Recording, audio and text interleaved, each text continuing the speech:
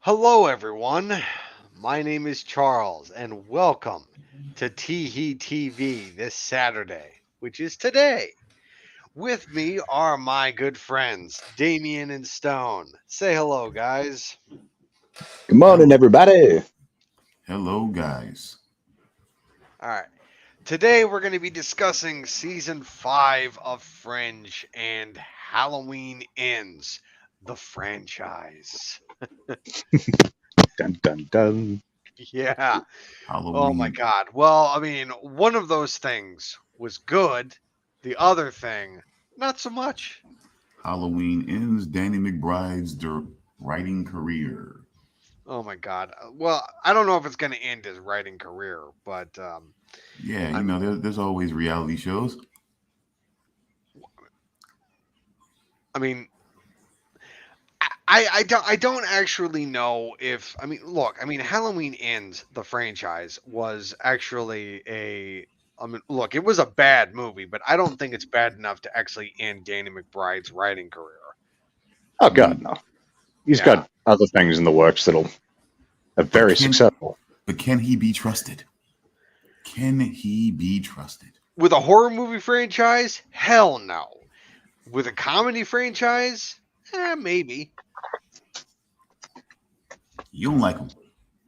No, no, I never said I liked him. I said Now that that's what I'm he. saying. You don't like him. No, I don't like him. When it comes to like a horror movie franchise, keep him the fuck away. He's like a dirty uncle. Wait, how's so? Keep Uncle Danny off that damn movie. Don't leave Yeah, him alone. exactly. Don't let that movie sit in his lap. Yeah, it's fucking weird. But no, it's just oh my He's god, just rocking a little too slow with that movie. yeah, just Peace. Jesus Christ. It's just this can I just say that I Whatever cannot you want. I just cannot like stress this enough. It's that Halloween Ends. Could this have ended the Halloween franchise in a better way? I mean, it's just like my god. I mean, when we started this Halloween movie franchise, not franchise, Halloween movie marathon, we I we all agreed all or nothing. Yep. All the good movies, all the bad movies. Now of course, that challenge was rained down upon us, inflicted upon us by Jimmy Grins. So Yes. let's just be That's clear on son of a that. bitch. Yeah. It is his fault. And yeah, it is his fault. But I mean, I'm the one that also agreed to it. We all did. That, Yeah. Yeah, that, that that's the nature of our show and of our group as co-hosts here. We definitely we all agreed, but it was inflicted. I never would have brought it up. Let's just say that Yeah, but there. oh, it's just I'm just saying that I mean, come on. We just like I just think that I mean, just like I really wish that we should have just ended this on a much higher note than this. I mean, come on. How this really is Halloween Ends the franchise. yeah. It's I just think it's going to be a bit of downtime for a while. I don't even know if the Halloween franchise can recover from this. I really don't think it can, because I'm fairly certain that Jamie Lee Curtis is done. She's not Yeah, coming she back. said she was done. Yeah, she's not coming back. Absolutely not. Um, like which all I got to say to that is good for her. She can move on to other things, which of course, for example, she is now going to be acting in the Borderlands movie that's going to be coming out, I think, next year. Which I'm not That's already entirely. like done, right? Yeah, but it's not supposed to come out until I think at the earliest late this year to sometime next year. Okay, is it still in post production, maybe. Yeah, post production. Yeah, they are done filming it as far as I know, but they are in post, and And it's that being was is that it's Eli Roth?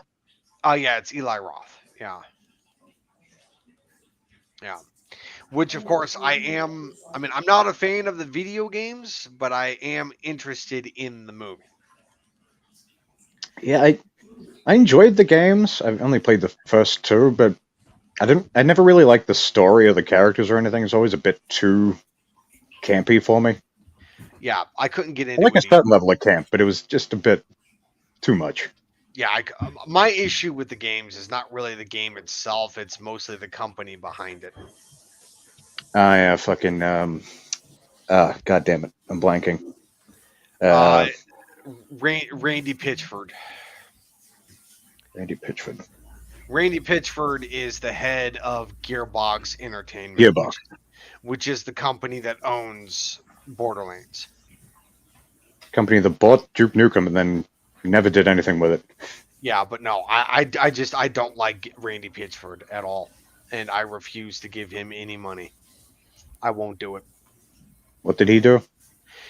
Let's just say that he is a weird individual. For a number of reasons. Just I won't get into it here. Let's just A generally just kind of unlikable creep. well, of a person. here's an example. One thing that he did. Sorry to go off topic here, folks, but this is just an example of one thing that Randy Pitchford had done that I really do not like.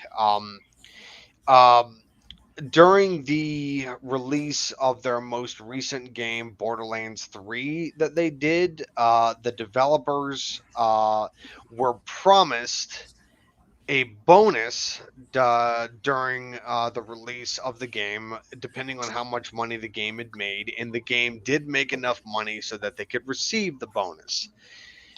Randy Pitchford decided to save the bonus for himself and screw all the other employees of the game and not give them any of the bonus that they were promised. And when the developers complained about this, Randy Pitchford decided to say, if you don't like it, you can quit. And I'm like, oh, fuck that guy. Yeah, Yeah. that's a fucking shitty thing to do. Yeah. I don't think the game was received all that well, but if it was based on success and not Well, what people thought of it, then critically, it was like, in regards to its gameplay, it was good, but in regards to its story, it was shit.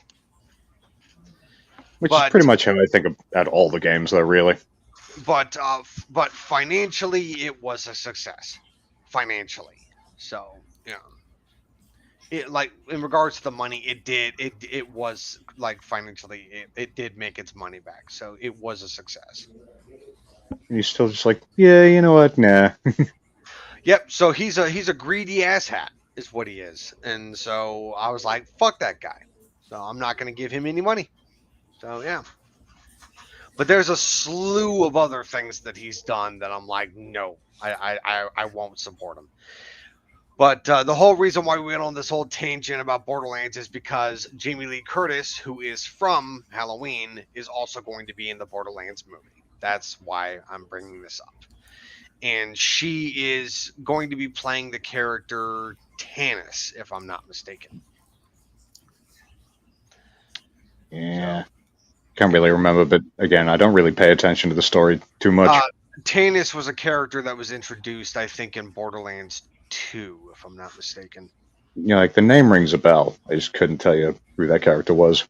Yeah, but no, she was in Borderlands 2. But anywho, back to Halloween, because that's what we're really supposed to be discussing here. But no, it's just I don't know. I mean, the one thing that I didn't like about Halloween Ends is that Michael was barely in the movie.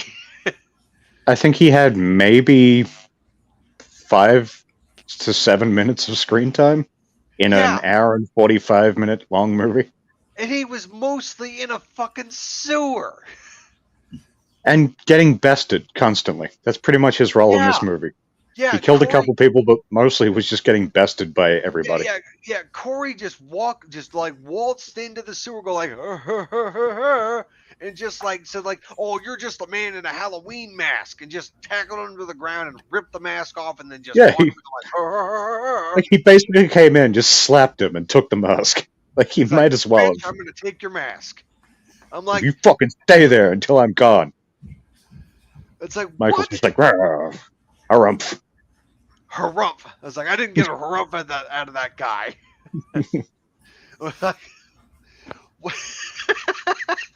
They turned Michael Myers into a bitch. Michelle Myers and shit. This has to be like no wonder this is the worst movie in the entire franchise. I mean, maybe he was showing his level of negative effect towards maybe getting stabbed in, maybe getting stabbed in a very severe place in the previous movie. This is 4 years later. He has healed. I mean, how much can you heal living in the sewer eating, I guess, rats? Also, I mean, if like, look, he got stabbed in the where the spine meets the brainstem. If he's not a quadriplegic from the moment that he gets stabbed, then what? I mean, Really. I don't think it's like I imagine that a STI wouldn't affect Superman exactly the way it affects everyone else, but I think he still might slightly itch. You know what I mean? STI? Or it might make him stronger somehow. Sexually transmitted infection. So that's what they're called now? Yeah. All right. He's like, Superman's just like, I got gonorrhea. I guess I shoot fire out of my dick now. Got an extra power.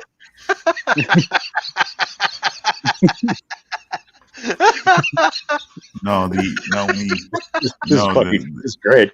No, he just itches. The crabs are like super heavy.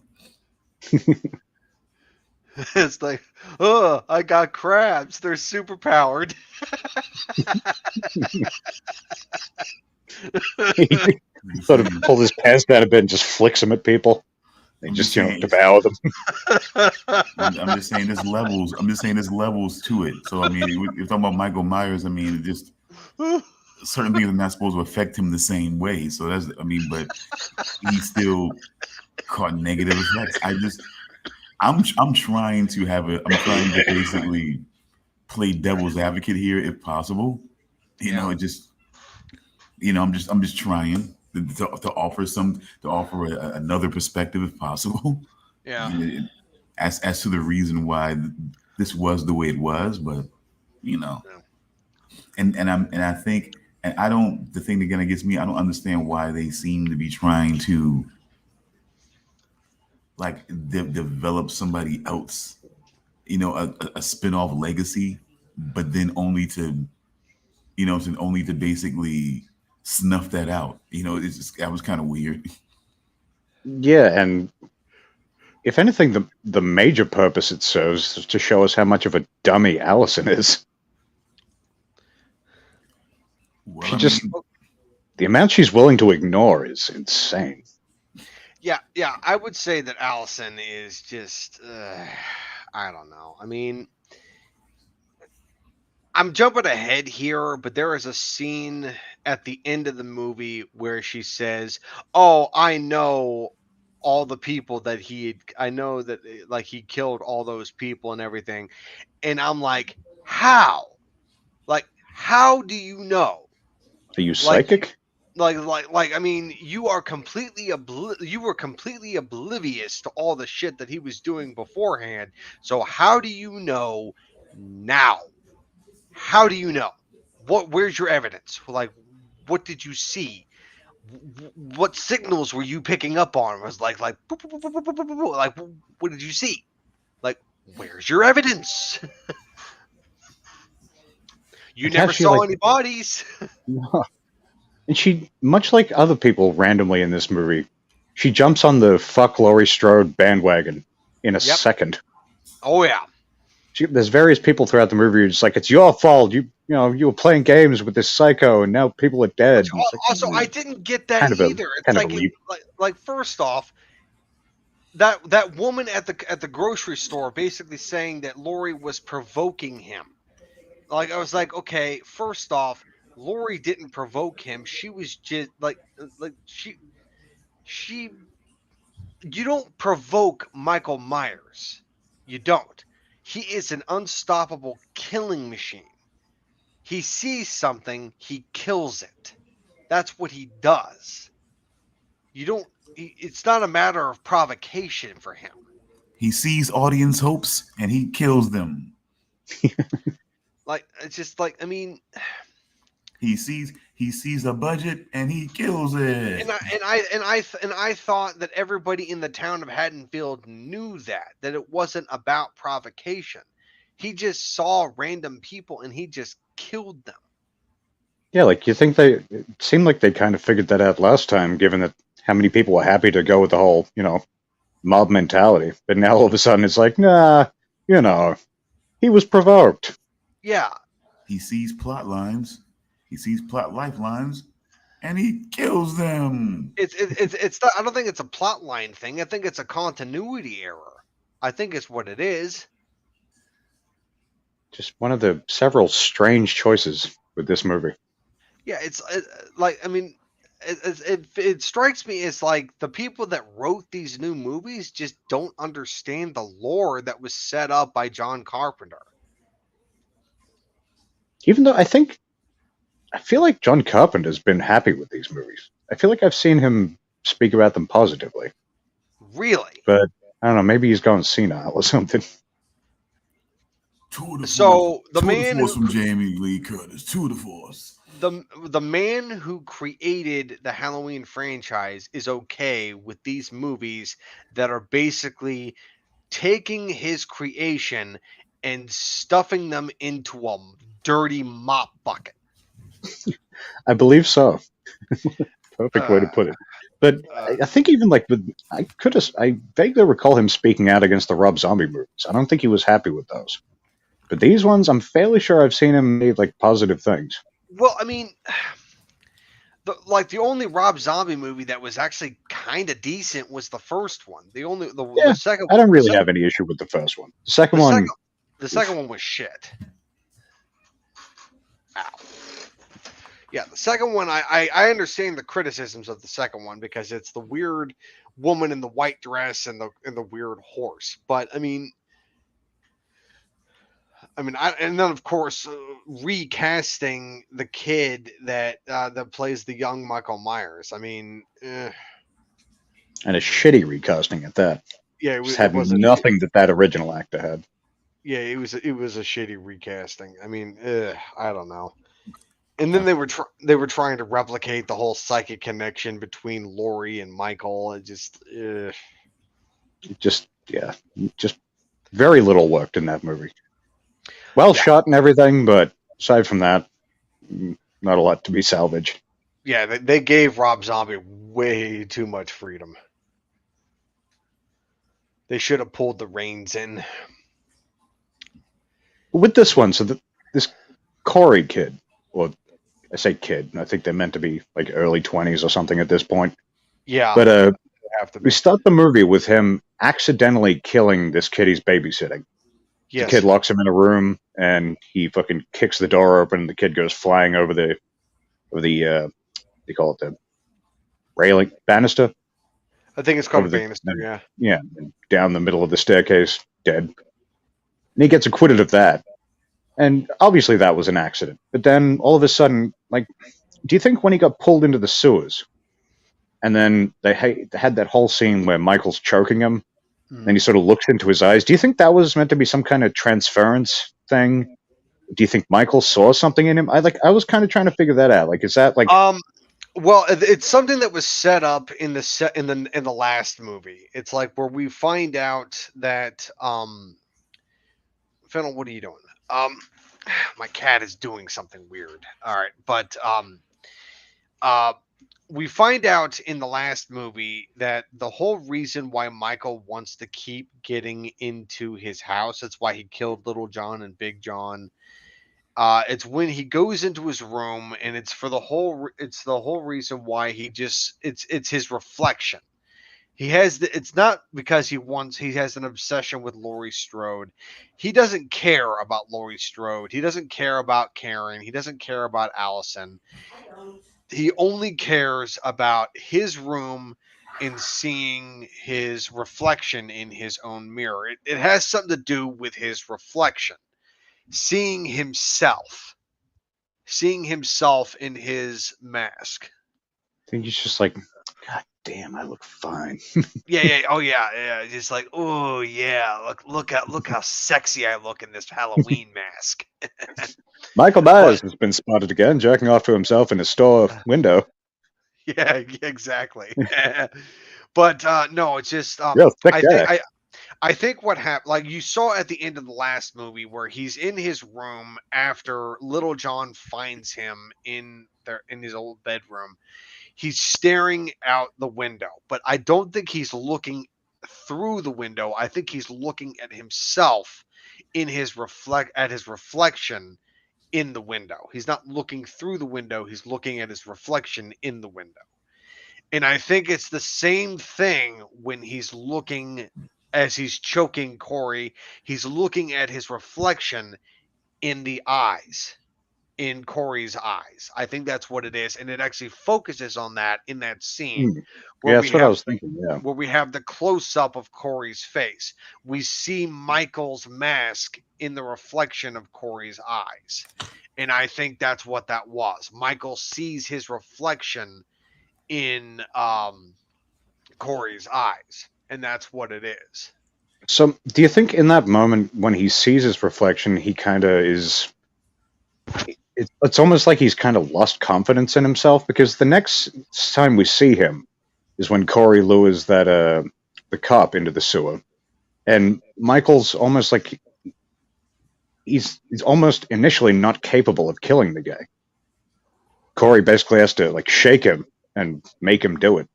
Michael's all kind of I saw that Michael kind of like up.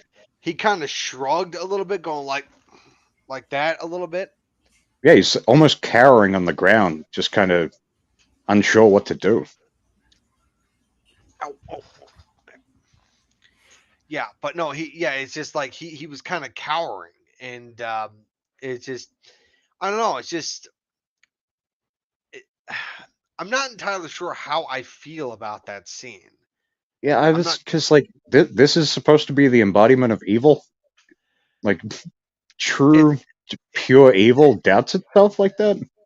It's like they were trying to humanize him. Yeah, that's what I was kind of wondering. Like, what is this?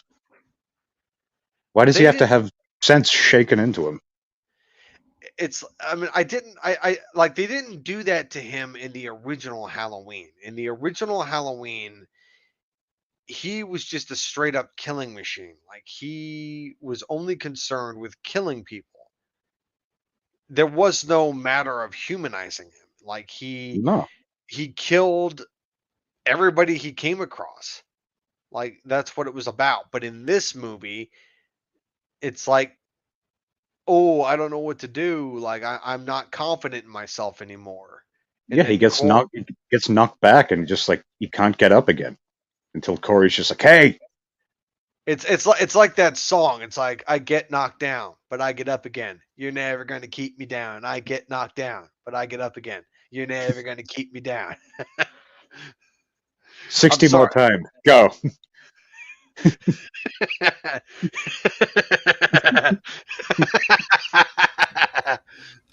But yeah, it's like that, except it's just the first lyric over and over again for 30 seconds. Until the song finally kicks in, he's just like, fuck yeah.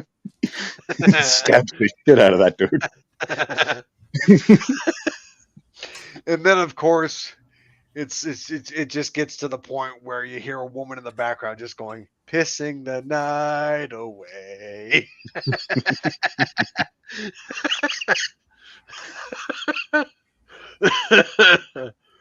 Oh man, that song was the shit back in the day. And now it's just shit. Hey, that song is still catchy.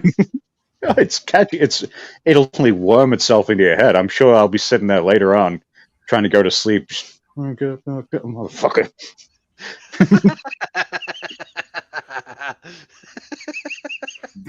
They're not your people, right? Uh, maybe. Chumbawamba. Oh, Chumbawamba is Chumbawamba Australian? I'm not sure. I feel like maybe. Chum- Maybe English. Oh, that is not how you spell Chumbawamba. I put an S at the beginning of it. All right. Chumbawamba. Oh no, it's British. They're not British, yeah. Australian. They're British. Oh yeah, because remember the actual get knocked down. Yeah, that's definitely English. Oh, get up again. Yeah, holy shit, they are. Are they still active? Oh, and they were founded in 1982. Holy shit. Wow. They're probably still and oh fuck, and they're disbanded. Oh. They disbanded in 2012. 2012. Holy shit. Yeah. Oh my god. Imagine just playing that song for decades. Yeah, it's like we can't Just do hour-long this anymore. shows, and that's all you're playing. I'm sure they had other songs, but wait, didn't they do that fucking song that Billy Madison danced down the stairs to? That was Culture Club. Ah, okay. Yeah, I get them confused. So they were together for just annoying music. 30 fucking years. Holy shit. Culture Club annoying, huh? Wow. Woo. Yes. Damian. I stand by that statement. We really see this is why we really need to get talking over the music, off the ground, man, because people need to hear your thoughts about Culture Club. I guess now we have an idea for an episode. Annoying music? ? I had a couple of show ideas, a couple of episode ideas already, but that's not what we're here for today. We're here for the tosh that is Halloween ends. Like there's very little I can think about from this movie that I was like, yeah, I enjoyed that. One thing I thought was cool from like a shot standpoint was when Corey and Michael were killing the doctor and the nurse he was having an affair with. Corey's outside like at the window and she's like looking out, all like, oh, afraid of him. And then Michael just comes out. Like just the way that was shot looked really cool. But yeah, there's really not a lot I can point to that I'm like, yeah, that was good. This movie just kind of, it occurred. I saw it.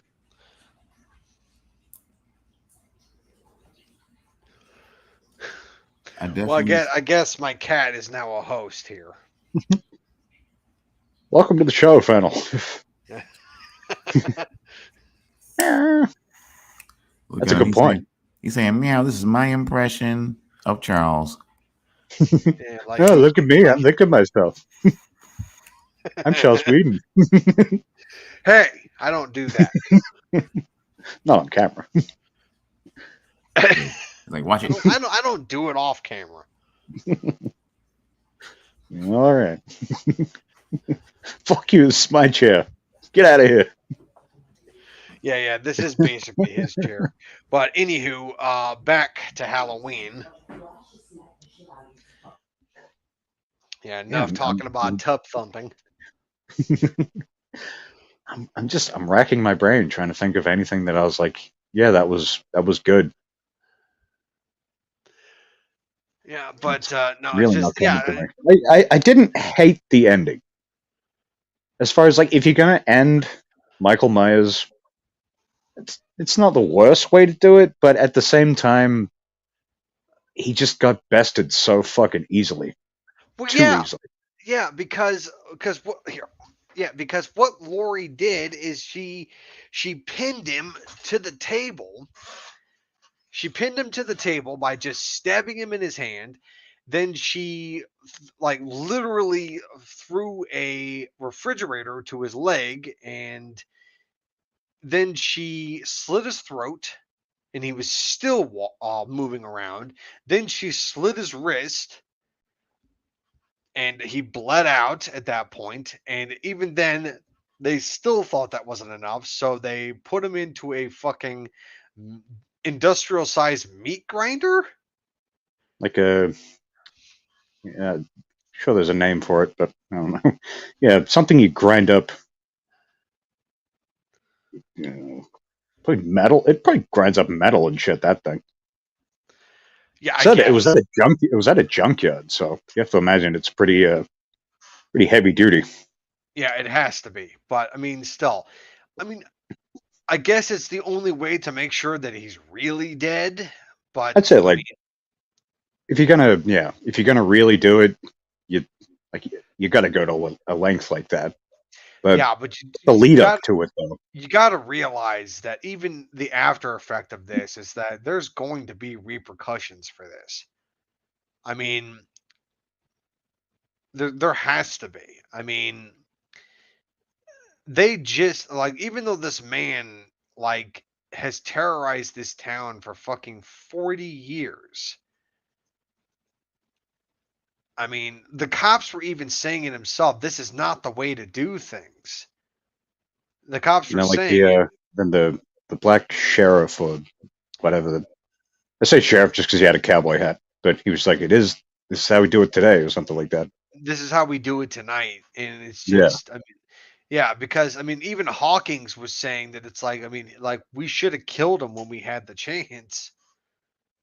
and then It's you like, have I this mean, whole like this procession of cars and the whole like what the whole seems to be town, pretty much the whole town turns out. yeah, the whole town just showed up to watch this whole thing happen because they wanted, because like I said, Michael Myers had been terrorizing this town for 40 years. Everybody knew his name. It's kind of like, yeah, I mean, you got to show up to make sure it happens, right? Like, Yeah, I can't say I wouldn't do the same. Just be like, yeah, I kind of got to see this motherfucker go. But yeah. yeah, it was just I that, would, like, I if it wouldn't had be been a surprised. longer sequence before he died, Yeah, that, but I wouldn't like, be surprised if they turned it into a holiday. Hey, they could call it excellent. Halloween. That's not bad. You just Yeah. come up with that. Oh yeah, I did. That's good. They're good. Have it on, like, I don't know, October 31st? I know. It seems like a good day to have it. Yeah. Write that down. We'll put it out there. Yeah, yeah. I'll mark my calendar. Yeah.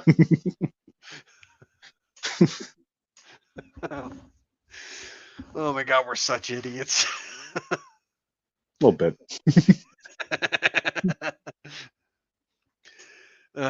Yeah, I actually almost felt sorry for Michael. Just because of Yeah, how, like, just because he was just reduced to nothing. yeah. Like, he had You a know they. couple moments where you see the Michael Myers of, that you're used to. But for the most part, it's just like, wow. They could end up doing something crazy and just do a new Halloween movie and call it Halloween Returns and just have Michael come back and just look all like patchwork and say, I'm back. Some mad scientist patched him back together, got all the Yeah, pieces and stitched him back like a fucking Frankenstein's monster or something.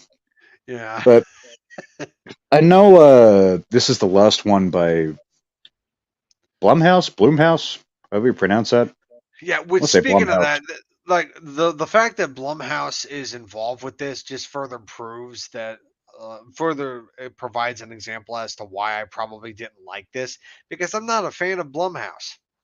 I'm not. They do some good stuff. They do some crap too. They do more crap than they do good.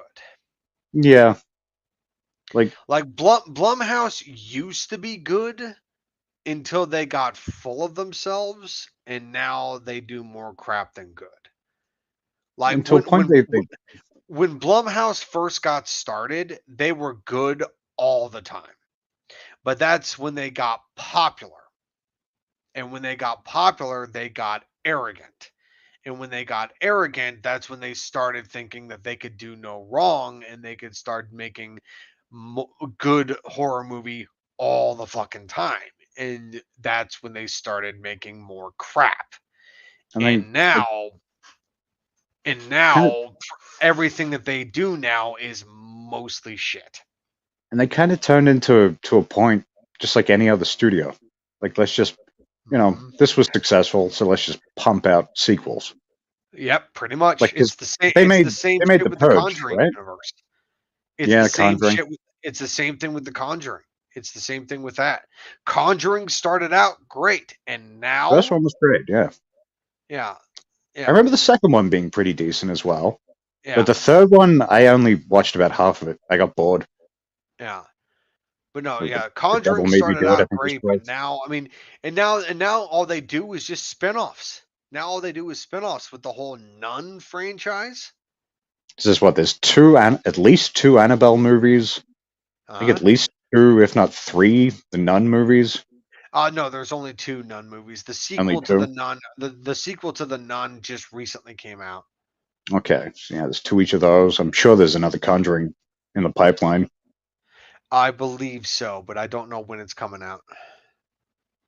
I swear, I was watching Insidious: The Red Door the other day, it wasn't bad. It wasn't great, but it was just kind of, it's a movie. But Patrick Wilson, that motherfucker doesn't age. I swear he looks the same now as he did when I first saw him in. First time I can think of is probably Hard Candy, which was like 2008 or something. First movie I ever saw Patrick Wilson in was Watchmen. Actually, yeah, that was what, 2006 or something, right? Around that, yeah. Yeah, so it would have been that, yeah. But yeah, he looks like exactly the same. Rose Byrne still looks good too. Yes, she does. Like we were talking about the other day. Mm. Yep. We do have some hotties coming out of Australia. And then we've got Nicole Kidman. Who, yeah, I mean, maybe some people are into that, but I've never. Yeah. She was attractive during the Batman Forever days. And then she just got her face just got kind of pointy.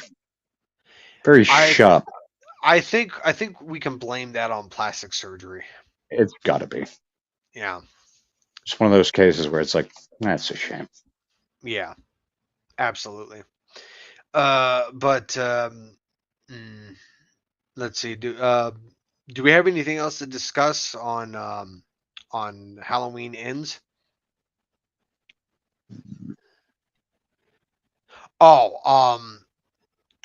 There is one other thing. Let's see. The radio host guy, the guy that was at the radio disc jockey. Yeah. I thought his kill was probably the best kill in the entire movie. And sadly wasn't done by Michael. Nope. Done by the usurper. Yeah, the stupid Corey Cunningham.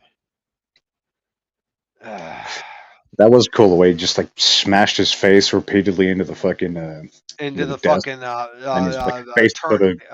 turntable. Yeah, turntable. Yeah, his face started to come apart and cut his tongue out. It's cut his tongue out and then just like snipped away his tongue and everything.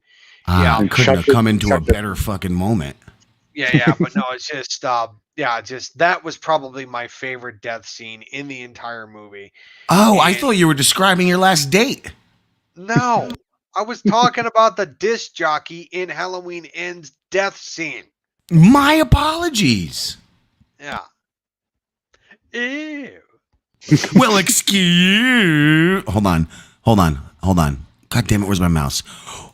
Well, excuse me. Well, it looks like somebody found the soundboard. This is how stupid I am. I've had this the entire time I've had the blue fucking mic. I had no idea. Every blue mic comes with the software fucking ready to go. No clue.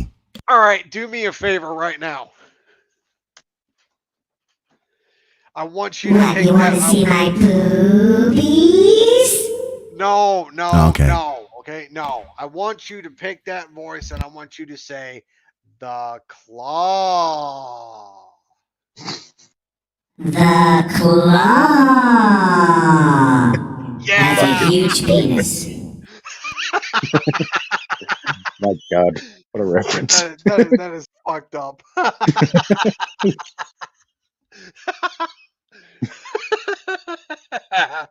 Oh, He does man, these impersonations. You would think it was the real people. that is so You fucking can't even weird. tell.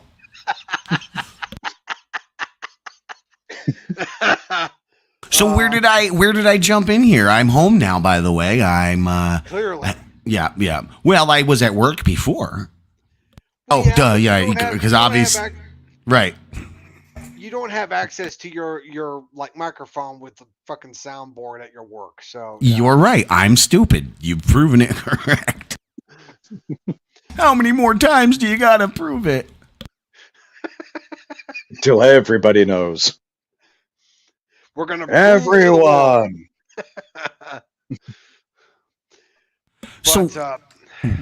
But, What's your guys' consensus overall though on Halloween Ends? Did you so far? Like, have you guys said it? Did you guys hate it? Love it? fucking hated it. It I- was a terrible fucking movie. I don't really have any feelings about it. Like, it was just, That's a fucking great. it's more like, no, it was like, as in, like, I didn't like it, but it was also just kind of nothing to me as well. Halloween Ends. You're nothing to me. Yeah. Look, my only opinion of it is Halloween ends the franchise. That's basically how I feel about it. No, it wasn't Rob Zombie's White Pony, right? I didn't like that movie either. I'm just saying. And Scott Bakula did not. I'm watching Enterprise now. That show got such a fucking rough treatment or something. Yeah, I'm sorry. She distracts me with her cough. Every time I turn the mic on, she starts coughing. She's telling me I got her sick. I'm telling Guys, you, I'm sorry to interrupt, Charles. She's telling me I got her sick. I don't know if anyone heard the story when I was sick. This is the woman who, directly after I wake up from the first night of sweating, shaking into my fucking pillow, and like just dripping snot, I get up, I go take a fucking shower. This fucking moron jumps in my spot and fucking cuddles my pillow and goes to sleep and like sleeps right in my sick pillow. You got me sick. No. Your fucking stupidity got you sick. Fucking person. She's a person.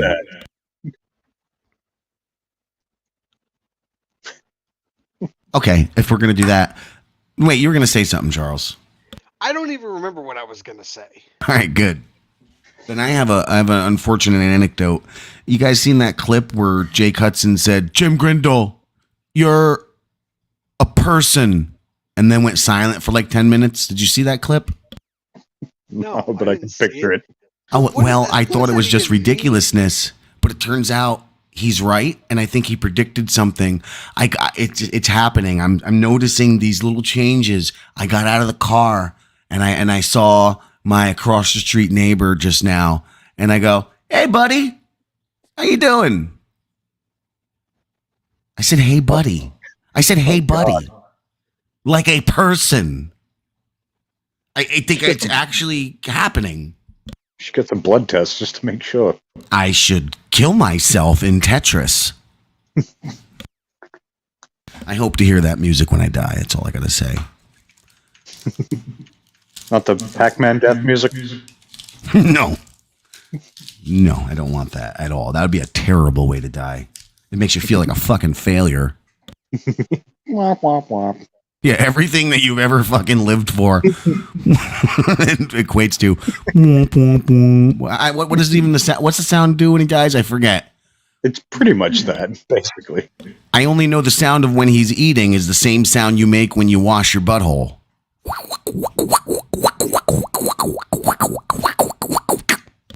It's squelchy. Anyway, yeah, I also did not like Halloween Ends, but I mentioned it last week. I like the concept. I like what they tried to do. It could have been good. Could have been. It wasn't, but It very much could have been good. Do you guys, maybe Charles, do you remember, maybe you were around for this? This is old show days when they first came out, and when Halloween 2018 ends, I made a what would be I really don't know what's the good voice here. I made a Wild speculation, shun. that's literally what I was thinking. That's the one. I can't hear my effects. I had to turn off the monitor because it's got latency. So now I can't. Perfect. Yeah. All right, cool. Well, on wild speculation, I speculated that maybe whatever would happen in part 2 would be a copycat killer, that Michael was actually dead and that somebody would copycat him, and then that it would kind of revive the franchise that way. But then they announced trilogy, etc., and they clearly didn't go that way, but kind of did in the third. I think that just would have been a lot for what they seem to have been trying to do, the humanized aspect. It may have been better for them to have killed Michael in that fire. Yeah, we were talking earlier. He just got turned into such a bitch in this movie. Was he though, or was he human? Well, same difference to Michael Myers. He's supposed to be this embodiment of evil. And so he's all like, I can't kill anyone. And then Well, the kid fucking has to be like, yeah, you can do it. Bah.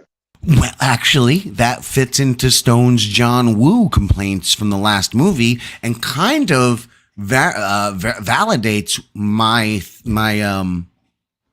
Wild speculation, shun. that Michael Myers was having fun in part 2, or whatever you want to call it, kills, because he said, "Oh shit, I am God. I am immortal," because there's certain things happened, especially when the chick with the car door and the gun, that thing really made him say, "Oh wow, God wants me to fucking murder everything." But then he immediately succumbs to weakness, and you know what I mean, as time passes. So he really had the rug pulled out from under him, and it's kind of reflected in this movie. Maybe these movies are smarter than we are. I'm just going to go ahead and say My this take. movie was not smart. It was a waste of my time. I feel that way too. I couldn't even watch it 3 times. Why did you watch it 2 times? Because it's a Halloween movie. Because I've got stuff. I watched it 6 times. Did you All really? right, all right, whatever you say, Loomis. Is that a Fringe Right. reference? No, No. it's a Halloween reference. Oh, I thought he said Lewis. I said Loomis. Oh, I'm sorry. I thought it was a Fringe character. No, there is no character named I don't remember a scene where Loomis says, "I watched it 6 times" in an Arnold No, voice. No, No, he shot him 6 times. Oh, Loomis, okay. Loomis shot Michael 6 times, I think, in the original Halloween. Yeah, I think it was the first one. Yeah. It's like, I shot him 6 times. He got up, he ran away. I shot him 6 times. I shot him 6 I times shot and he ran into a chopper. This has been like a regular joke throughout the entire marathon of watching these Halloween movies. We've been making references to shooting Michael 6 times during the entire watching of this series. And I clearly saw all that because I'm a supportive friend and co-conspirator. I'm kink. You son of a bitch. You filthy animal. Some guy likes movies at my job, and he walks up. "You like movies?" And I said, "Yeah." He goes, "I like movies." "Oh, cool. I heard you like the Twisted Metal." "I do. I like Twisted Metal." "Awesome. That's your favorite part." "I like the cars." The guy's not R-worded. He's not? Nope. Are you sure? I found out he's perfectly normal. What the fuck? This is fucking like 2 days worth of conversations with. Not only that, he's like, "What's your favorite movie?" I was like, "That's a hard question. I don't know. What about you? What's your favorite movie?" I like Enchanto. I like The Sound of Music. I like The Godfather. And I was like, okay, this guy's definitely R-worded.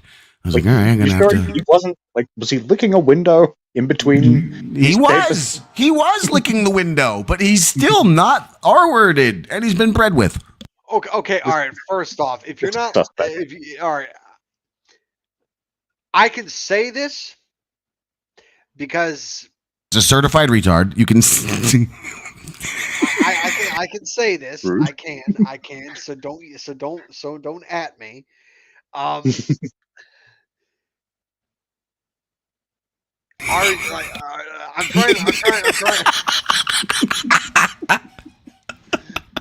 No. Okay. So you're saying that he is a window licker?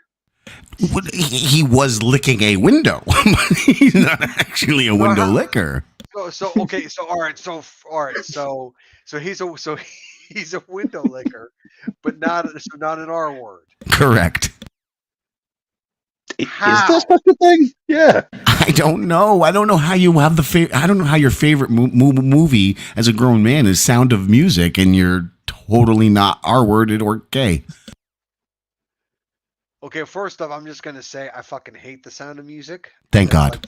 That's one of my least favorite movies of all time. I put it right next to my absolute least favorite movie of all time, which of course is Grease.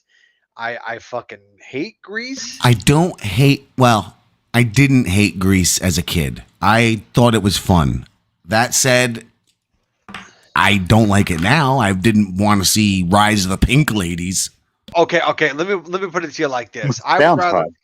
I would rather take every copy of it in existence of Grease, put it into a pile, drench it in gasoline, and then set it on fire. Then oh, yeah, that's what I was gonna say too. No, it wasn't. I know what you were gonna say. You don't know nothing. Okay, yeah, you Just say fire it. Like no. You were gonna say and fuck it. I was. Yeah. I was gonna fuck the gasoline-soaked copies of Grease. You're right. Yeah. Live dangerously. YOLO. Yeah, but no. Goddamn right. No. It's just like I fucking hate Grease. I do. I fucking hate that movie because it takes. So you hate Italians? No. Of Grease, you get it. It was going to take two. It takes two things that I despise more than anything. It takes two things. It takes musicals. And it takes the time period of the 1950s and 60s and puts them together. You hate the 50s and 60s? Yes. I thought for sure you were going to say John Travolta. Well, I mean, I don't like him for different reasons, but the time he gave you a haircut and rubbed his doodle on your elbow? No, it's because he's a Scientologist. But yeah, but so the other thing was okay. You're cool with that? He's like, does my hair look good? It does. So shut the fuck up, Damian. Fair point. Don't ask how we got here. It's all about the destination. No, but no, it's just I don't like the aesthetics of the 1950s and 60s. I don't. Looking at the whole women with pigtails and the skirts with the poodles on them and the greasers with the leather jackets and the blue jeans and the greased hair and everything, just looking at that just gives me a headache. It just gives me a headache. I challenge you to watch 3 or 4 select episodes from each season of The Many Loves of Dobie Gillis and not get a hard on. What? Why? Because Dobie Gillis and Maynard G. Krebs were fucking those sexy chicks. I don't understand. Like, something happened in the 50s. You can see a real depiction of it in that show, Dobie Gillis. Like, you can see the turn. It's really a fucking fantastic show. You can see the turn from the 50s into the 60s and the beat culture and all this shit mixing with that preppy. And it feels like you're watching That 70s show or Saved by the Bell, but filmed in the 50s. Like, it's got that kind of vibe to it. I know I was going to say like anarchic glee, but there's sort of that devil may care attitude about it. And, it's all about him just trying to bang chicks. And the point is, maybe he won't get a fucking boner, but a lot of those chicks are super hot, which I never saw watching stuff from the 50s. It's like, because again, the style, but so many of these women are like, wow, I would have loved to have been out there fucking in the 1950s. And the titties and those sweaters, now I understand. Because again, they must have changed it for TV regulations, and they started wearing these different kinds of sweaters to represent the sweater. But sweater puppies comes from somewhere, and let me tell you, Dobie Gillis is full of sweater puppies. It is so you will appreciate. You'll at the very least start hunting down 1950s porn and jerking off to that. Really? Yes, it exists, and it's wonderful. That's not why I said really, dude. I know why you said it. Oh, wow. Yeah, suck it. Oh, you're looking fine. Take it. Take it on your chest. I'm sucking it, Daddy-O. Oh, great. Hold on. Oh, wait, I'm sorry. I'm sucking it, Daddy-O. Please never do that again. Your penis tastes delicious. Daddy-O. What? She's looking at me. Hey. She just gave me some looks. She asked me why am I tasting Damian's penis. I mean, I'm looking at the characters of Dobie Gillis. You never blew into a didgeridoo before? I have. Okay, well. Oh my god, you guys are fucked up. Wait, you haven't, Charles? Then you All haven't right, lived. ignore Zelda, okay? Zelda is a character. What's her name? I forget her real life name. Zelda Zelda. Gilroy is the name of the character. Yeah, and what's the actress who plays her? She's still alive. She's actually a politician, a liberal politician. A very interesting story. That girl was fucking every girl in Hollywood during this time. Like, so that's the other thing about this show. It's like this nerdy ass chick Zelda who, yeah, she's kind of ugly, but also kind of cute in a small way when you think about, oh, she was out there lifting up those pleated dresses and just munching on hairy box between takes. I mean, see, this is not this is not attractive to me.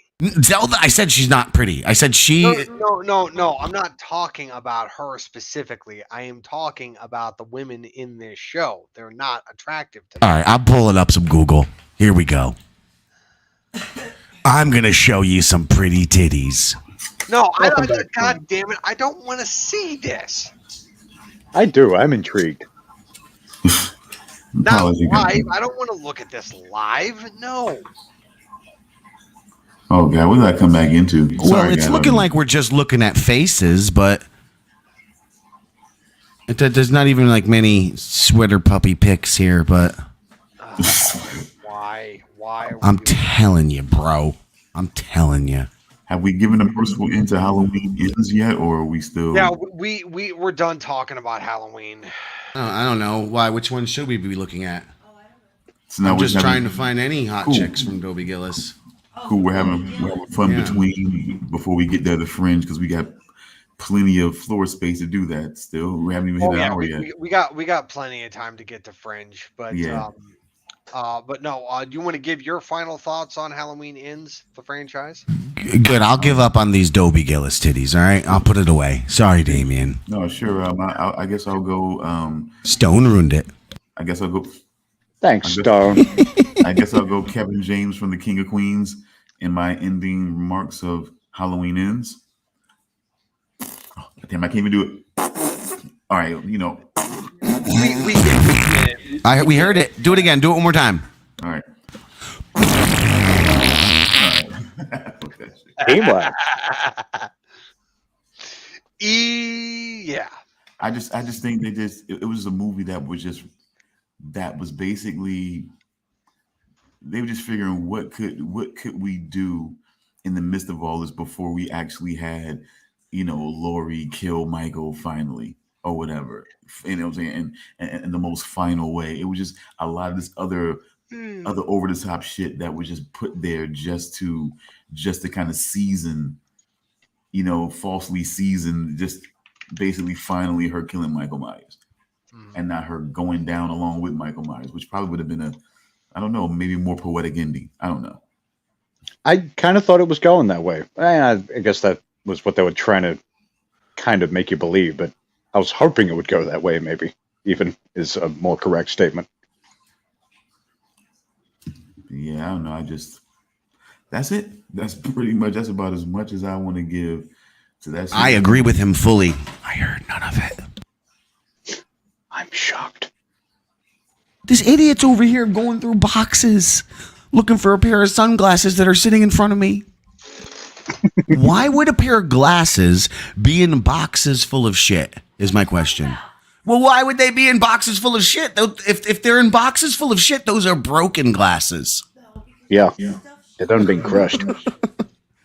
Damian agrees with me. David doesn't know what he's talking about. She said, you don't know what you're talking about. All right. Maybe. Yeah.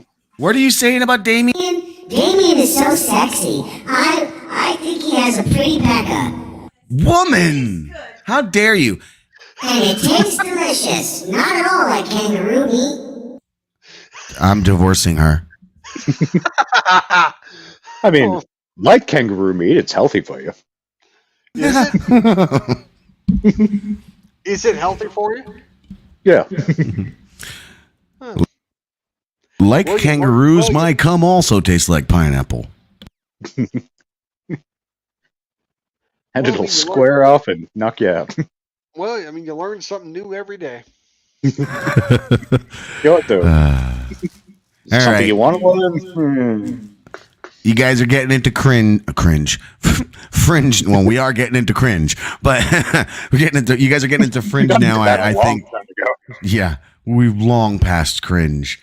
But Stone mentioned segueing now into the fringe, and with that, I will bid you gentlemen adieu, because it is time for me to attend a work event where I have to. Oh, it's so ridiculous, the way they make things mandatory. You got to go to this event and, you got to sit there and eat free food trucks, nonstop. Fucking ridiculous. I mean, load a place up. How about just give me the day off instead of making me go and sit in a place full of, axe throwing. Oh boy. Great. Now I got to go do axe throwing and eat more food than I can handle. Great. I'm going to take a real bad shit tonight. This is ridiculous. I'll be like sluggish at work tomorrow because of all the food I ate today. This is fucking ridiculous. But yeah, you guys have a great rest of your day. You have fun? No, I won't. I'm going to be suffering. This is fucking, I'm just so upset. But thank you guys for, letting me hang for a few and getting some of the frustrations out. I do appreciate it because it's been a rough day with all I have ahead of me. Well, thank you for pooping in. Thank you. I pooped eye. Good day. That's an inside joke. I almost pulled a Luke of the Bind. Yep, I almost clicked end stream. Fucking stupid. Why did they do that? I don't know. It's so stupid. That's where that's where leaving calls buttons go. But okay, goodbye. Goodbye. All right, well, Stone's not here, so what do we talk about for now? I don't know. I mean, yeah, I know. What do we talk about? I don't know, but let's see. What was that? I watched the Continental, but Yes. you haven't watched it yet, so No. I can give my no spoilers thoughts of the episode. Yeah, sounds good. Okay. Not to spoil anything about the Continental, but it was a good episode. I liked it a lot. It is a period type show. It's not modern times. It's what, the 70s, I think? Yeah, the 70s. Yeah, it's in the 70s. It focuses on a young Winston. Winston is Ian McShane's character in the John Wick movies. Who Um, runs the Continental in yeah, he runs the the John Wick Continental, series. but this is before Winston takes over the Continental. 'Cause that's who Somebody Mel else, Gibson plays, right? yeah, Mel Gibson controls the Continental in the 70s. Is he in it much? In the first episode, Mel Gibson is in it pretty decent. He's in it. He's in it enough. In the episode, I think he shows up like around 3 or 4 times. Okay. Yeah, he's So in it like 3 or 4 I was times. surprised to see that casting. Like he's Oh come yeah, back in recent years with movies, but this is like a I actually major did thing. not.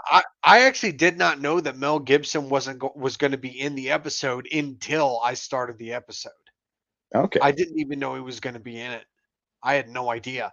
When I started the episode, I was just watching it, and then there he was. I was like, "Wait a minute, I know him. Wait a minute, that's Mel Gibson. What the fuck is he doing there?" I was like, "Holy shit! I had no idea he was here." Yeah, I had no idea. So that was a nice surprise. I was very pleased with that. There was a bunch of other actors that I didn't know was going to be in it. There's a character I can't remember his name, but I have seen him in other stuff. You might be able to recognize him from other things, but I'm not going to reveal his name. I'm not going to reveal who he is or what he does, but you might recognize him. Maybe. Okay. I can't remember the actor's name, but I have seen him in other things. Um and then of course, like I said before, Katie McGrath is in the show.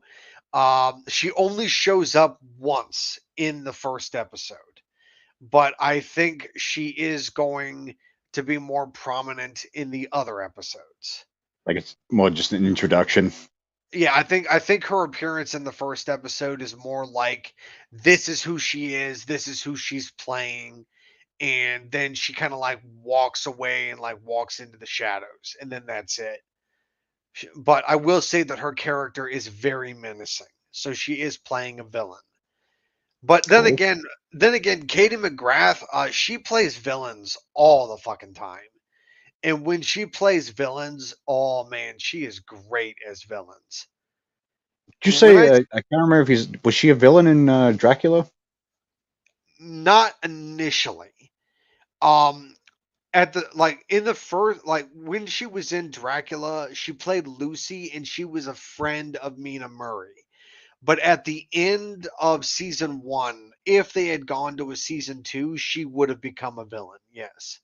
Because at the end of season 1, she got bit by Dracula and she had become a vampire. But the show never got renewed. But if it did, What but network it, was it? I'm sorry, What network was it? it was NBC. Okay, yeah, 'cause I was surprised. I'd never heard of that until you mentioned it before the show. Yeah, yeah, I didn't but even know no. it was a thing. But at the end of season 1, she had gotten turned into a vampire by Dracula.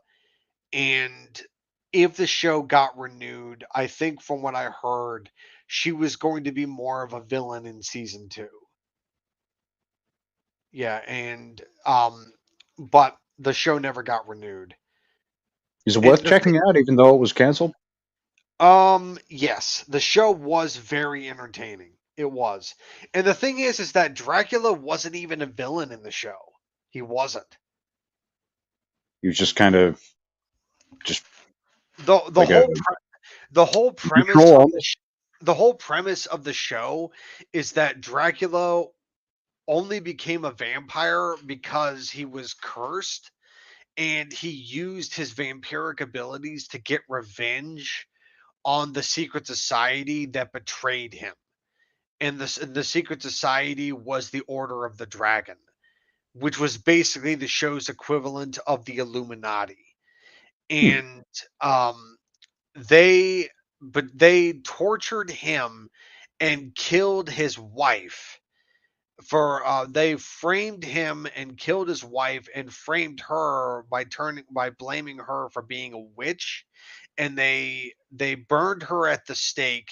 He became a vampire and they imprisoned him in some tomb, and Van Helsing then released him centuries later, and him and Van Helsing actually teamed up and became a team, and they both worked together to undermine the Order of the Dragon, and they Hmm. worked together, and Dracula kind of created this nom de plume, this pseudonym where he became a Nikola Tesla type character and tried to undermine the Order of the Dragon that was taking control of the oil or petroleum trade.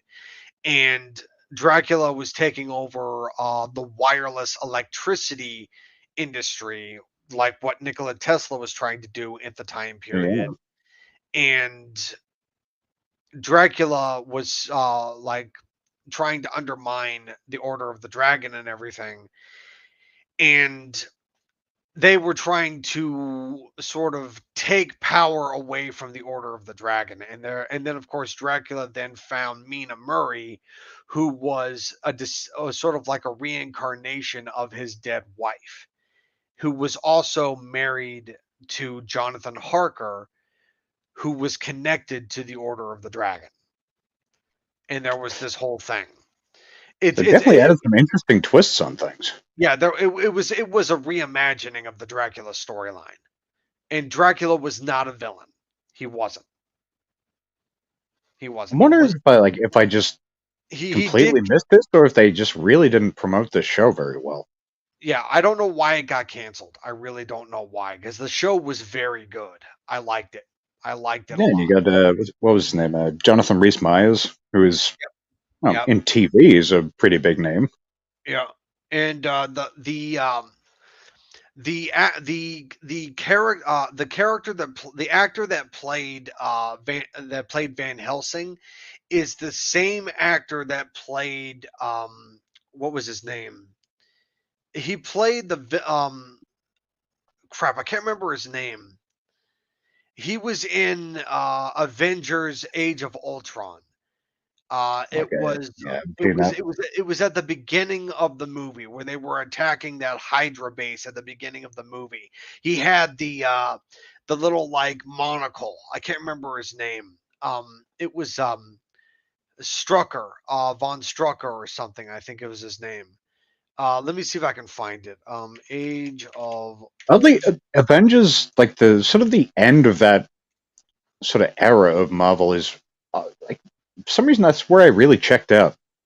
Like, I pretty much like got through everything, and then it got towards the end, and I just I never saw uh, how it all ended. crap, he's not showing up. Shit, I'm gonna have to look it up. Oh, there he is. He's right there on the front thing. There he is. Let's see. Oh, it's Thomas Kreitzmann. Hmm, I am butchering his name. yeah, I doesn't am, sound familiar, but it's definitely possible I know him from something. but yeah, he was in Dracula, and I don't remember when Dracula first came out, but he played Van Helsing. Let's see. I'm looking it up. I'm looking it up. Oh yeah, he played Abraham Van Helsing, and that show came out in 2013, but it ended in 2014, and it only had 10 episodes. Only 10. Wow, that's Yeah, fucking. only had 10 episodes. That's like a mini series for NBC. Yeah, but no, it was supposed to be a full like series order, but it got canceled after one season, and I'm like, shit. I mean, it could have gone on longer, but ratings just weren't there. Yeah, because it sounds interesting as shit. Yeah, it was a very good show. I liked it. Oh, and they managed to like one of the things that I thought was interesting is that Van Helsing also helped Dracula find a way to be able to exist in sunlight. Yeah, they had like this daily injection that Dracula needed to take, where Dracula would inject it into his chest, and it was extremely painful. Like it was very painful. They would inject it directly into his heart. They would like put it into his heart, and then it would only last, I think, like 12 hours. Like it would only last like half a day. and he Yeah, would it's long be enough to have a nice day at the beach. yeah, but Get a no, bit of a tan. he would be able to go out into daylight and be able to exist in daylight and be able to be out there. But as soon as the drug loses its effect, he would start feeling the effects of the sunlight and he would have to go into his carriage like there was a scene where he starts like smoking on his skin and his assistant Renfield says like, "Sir, you need to leave right now." And Dracula's like, "Okay, okay, okay." And they rush him into his carriage, and they don't get him into his carriage in time, so he gets like this really bad burn on the side of his face. And they throw him into his carriage, and he's like caressing the side of his face, and he's screaming. He's going like, "Ah, ah!" Yeah, yeah, and it's like really bad. Did you see Oh, Renfield, the movie that came out with not too Nicolas long Cage. ago? With Yeah, Nicolas Cage. Yeah, I saw it. I thought it was fun. Oh yeah, I liked it too. I thought Nick Cage did a good job as Dracula. Yeah, it was good. And Yeah, just and like, yeah, it wasn't quite what I expected, but Nicholas Holt did a good job as Renfield as well. The only character in the movie that I didn't like was Aquafina. yeah, I agree to that. It was just kind of like, meh. Yeah, I don't really care about this character. I didn't like Aquafina at all. But then again, I don't like her in pretty much anything she does. That's also true. Yeah. I find her annoying, to be honest. Yeah, like I haven't seen her in a whole lot, but I would say pretty much everything I have seen her in, yeah, annoying. Yeah, I like take the Shang-Chi movie. Like she was in that as well. That was that Marvel movie. Ah, yeah. And I would say she was probably one of my least favorite parts of that entire movie. He's kind of like, can we move on? Can we end this scene now? Yeah, I did not like Aquafina in that entire movie. Like I get that she was supposed to be the comic relief in that entire movie, but no, I didn't like it. I I mean, really didn't. And I know they're doing another Shang-Chi movie eventually, and I know so I they're think gonna that was pretty successful from memory, right? yeah, oh yeah, yeah. The Shang-Chi movie was very successful, but I just they're gonna bring her back because she's like Shang-Chi's best friend, and I'm like, I don't want to see Aquafina again. I really don't, because It's I like, don't if like. you're gonna have comic relief, I want it to be, funny, Yeah, exactly. not just She's not. fucking. Ugh, She's not funny. She's really no, not. because is she a comedian or is she just an Um, actress? I don't know. I think she might be, and if she Just she is, tends to be in she's not a comedic good movies. one. Ugh. I want to find out, but Well, I mean, I don't know why I'm going to find out. I really don't care, but I can look it up, but Aquafina. okay, yeah, actress, rapper, and comedian.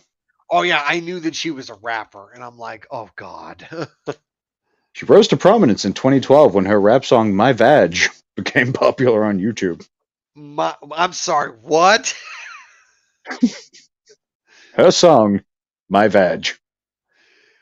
Wow. Yeah.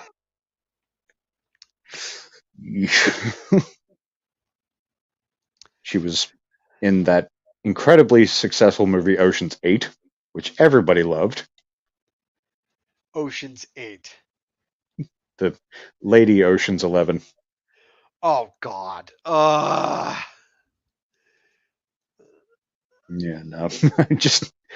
just reading it, I was just like, no. Just no. And apparently she was also in Crazy Rich Asians. Yeah.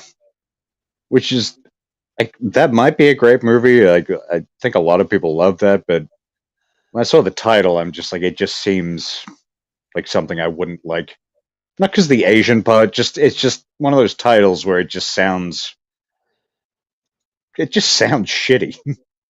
Look, I mean, I wasn't even aware that Crazy Rich Asians was even a thing until after the movie was already out on Blu-ray and everybody was losing their shit over it. Yeah, I people I went didn't nuts I over I that movie. I didn't even know it was in theaters. I didn't even know. I saw no advertisements for it. I saw no trailers. I saw no marketing. Nothing. Yeah, no. Then just all of a sudden, like, oh, it's the greatest movie ever, and shit like Yeah, that. Like, exactly. what I is was like, this? okay. I was like, really? It's the greatest movie ever? Then where the fuck was it? Yeah, Like, because I think it won a bunch of awards too. yeah, it did. I think it even won an Oscar. Like, is that just because of the minority aspect of it? I don't know, and I don't really care. It's like, look, if it's a great movie, fine, good for Yeah, them. But it's just, I mean, if they're saying it's the greatest movie ever, then fine. Where the fuck was it? Where was it? Where was its marketing? Because I never saw anything of it, no, and I not a single watch thing. TV regularly. I mean, I'm on YouTube all the fucking time. I mean, Yeah, I like mean, I remember seeing I see trailers the pop up ads. after, but Hell, I go to the movie theater like moderately enough, and I never saw any trailers for it. Hell, I have a friend who sends me movie trailers all the fucking time. He not once sent me a trailer for Crazy Rich Asians. then yeah, And this all is of a a sudden, movie. This is a trailer that he probably would have sent me because this is a movie that I think he would have watched. And if he's gonna watch it, he's gonna send me a trailer saying like, "Hey, I think you might like this." And I'm like, "Okay,"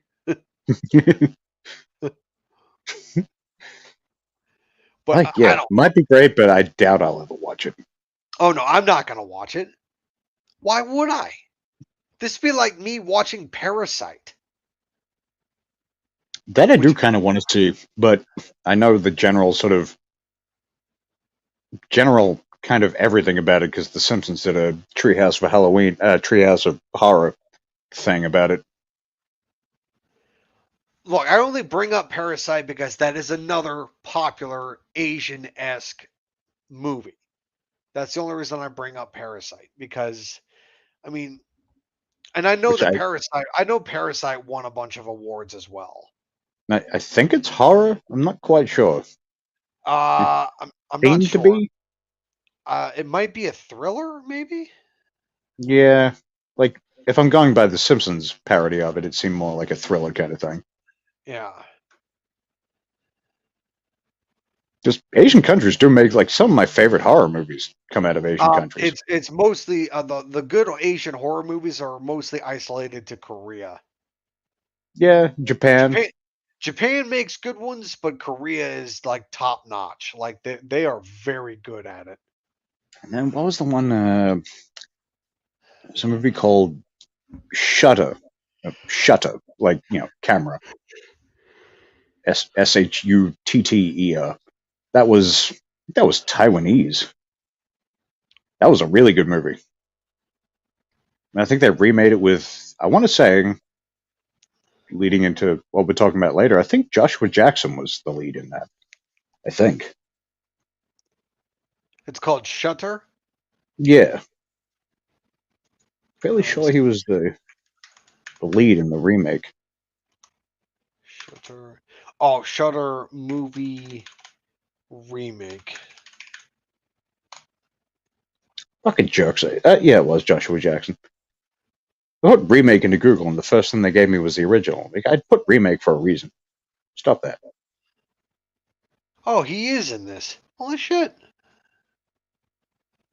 It did okay. Made $48 million on an $8 million budget. Negatively received, though, apparently. Yeah, 5.2 out of 10 according to IMDb. Well, the original I really enjoyed.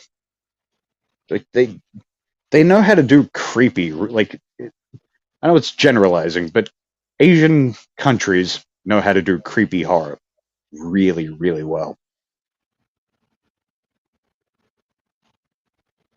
Just that, like, oftentimes it can be not a lot happening, and it's just the atmosphere and shit they give things. It's incredible. Oh shit. What happened? No, no. I'm looking at the lead of the woman in let's see that Shutter movie, that Rachel Taylor is her name. She was also in Transformers, and she was also in Jessica Jones. She was the lead supporting role in Jessica Jones. Holy shit! I did not know that. She would she take over like one of the later Transformers movies, or No. She was in the first Transformers movie. She played the character Maggie Madsen. She was the hacker lady. The girl that was at the ah, NSA yeah, that was at the NSA that stole that flash drive that had all the government data on it, took it to her friend's house that was played by that black guy, and then they like found out that she did that, and they broke into their house and took them all to that black site and interrogated them. Remember that? also Australian too. She's Another also one. she's Australian? Really? Yeah, she gonna is gonna focus. Oh my god. Hottie, she is fine. Wow. God damn it. Another one. Another one. Okay, all right. Add that one to the list. Yep.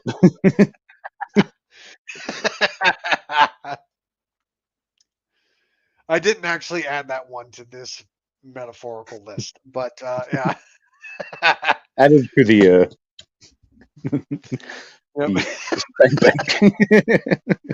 What is it about Australian women, of course, being blonde? It's just they're all It blonde. does seem to be more common than anything. Yeah. Yeah.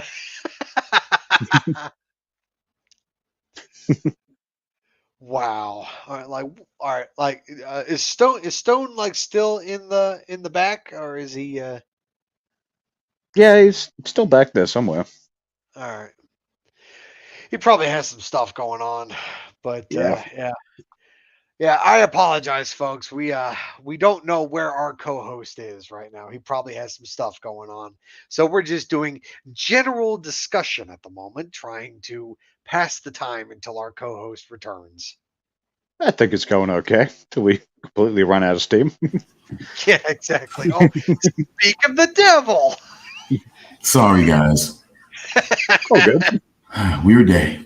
All right. Of course, as the full saying goes, speak of the devil and he shall appear. So what are we doing right now? We running out of steam already? Oh, No, we were talking about other stuff. I was just saying we're doing okay with Stowaway until we run out of steam. Okay, no problem. Well, well, comedic timing. I guess got to go ahead and do. Well, the coal is back in town. Mona Lisa, men have named you. Another spin. Nat King Cole. Now, so you guys thought coal like coal for what I'm saying for a train, engine, and steam. Nat King Cole, folks. That's the coal. That's the coal I was talking about. The coal is back in town. Okay. It's thinking man's humor. It is. Take some time with that, Charles. You'll get there. You'll get there. Take some time with it. I know it didn't quite land, but take some time with it, man. But let's just say the energy is back. So let's get into. So you guys want to jump into Fringe now? I mean, like I said, if you guys are running out of steam, and look, I know, guys. Look, I know it's been a while since we've had like a only couple hour show, and maybe because it's a Saturday and it's Saturday night for you. Well, no, be more like Sunday for you, right, Damian? Early Sunday morning. Yeah, so you 1:30 a.m. Okay, early Sunday morning for you. So you probably just want to, relax a little too, just like us. We got to kind of get our day started a little bit, somewhat, But yeah, I get it. I get it. The promise of a shortened day. Wow, that's been a while for us, man. But the complicated things that we love to review. I mean, we haven't had quite a couple hour show in quite some time. I don't think we've done less than 3 hours since the previous iteration of this show.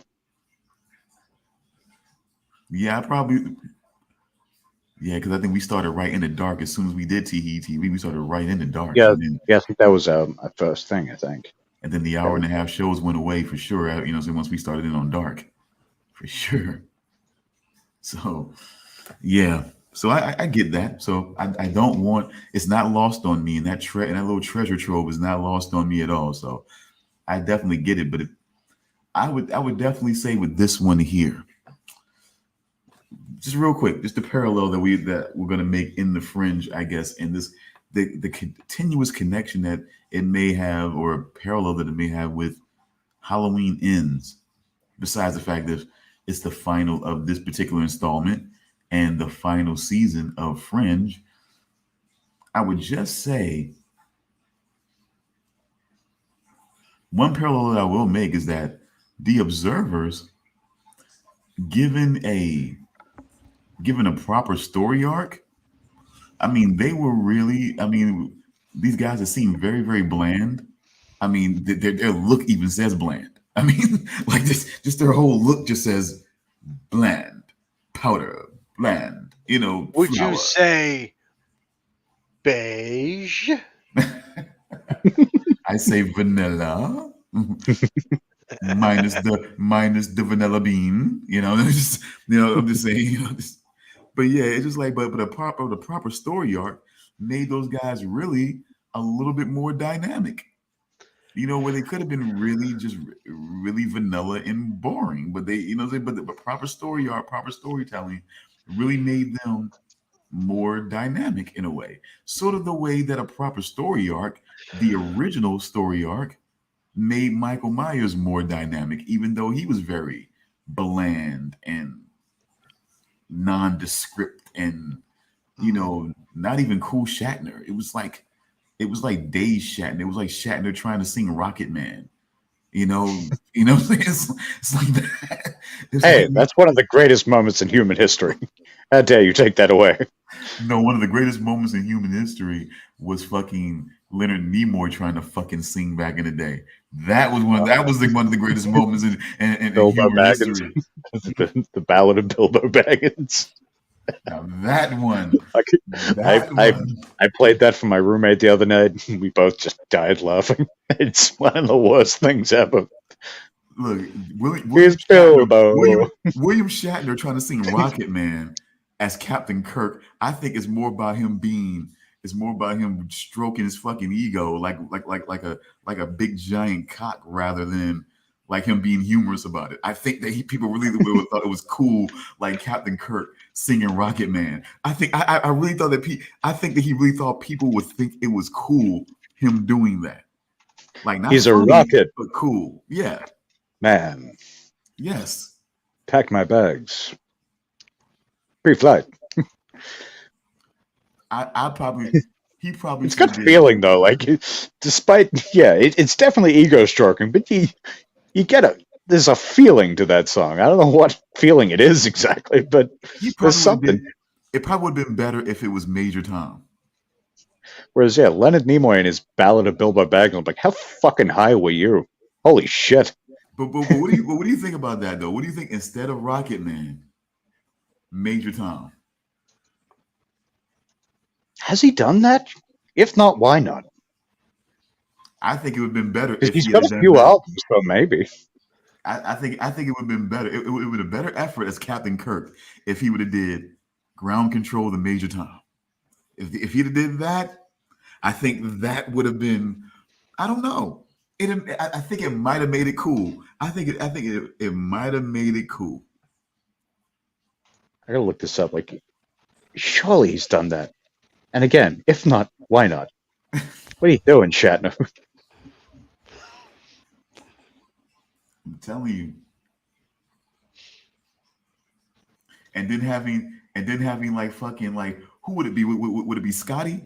Would it be Scotty on the comms or would it be fucking no, it He wouldn't be. did. He did do it. He did.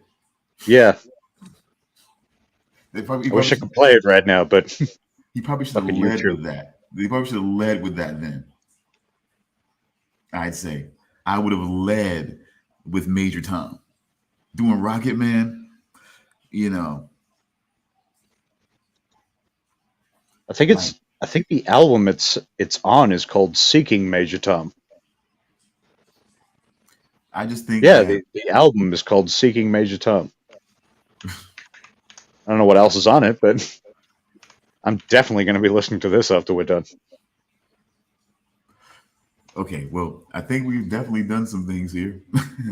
Shatner, space, you know, it's science fiction, fringe. You know, it's all working in a nice little way for me to end this the right way. Like it all makes sense. What we do here, folks, it seems we're like we're like disciples of Saw. Like you think what we're doing seems out of sequence, but it actually makes sense when you think about it. You know, how do we get to reviewing Fringe and Halloween and things like that? But it fucking makes sense. It absolutely does. So, Lots but of interconnectivity all over the fucking place. I'd say so. But at any rate, we can get right into Fringe. And does anyone notice anything about the new season of Fringe? Fun. Let's play the fun fact game. You mean like callbacks and stuff like that? Mm, I was. But is there anything you notice that's different at all? I mean, 21-year time jump? Okay, how about the opening theme?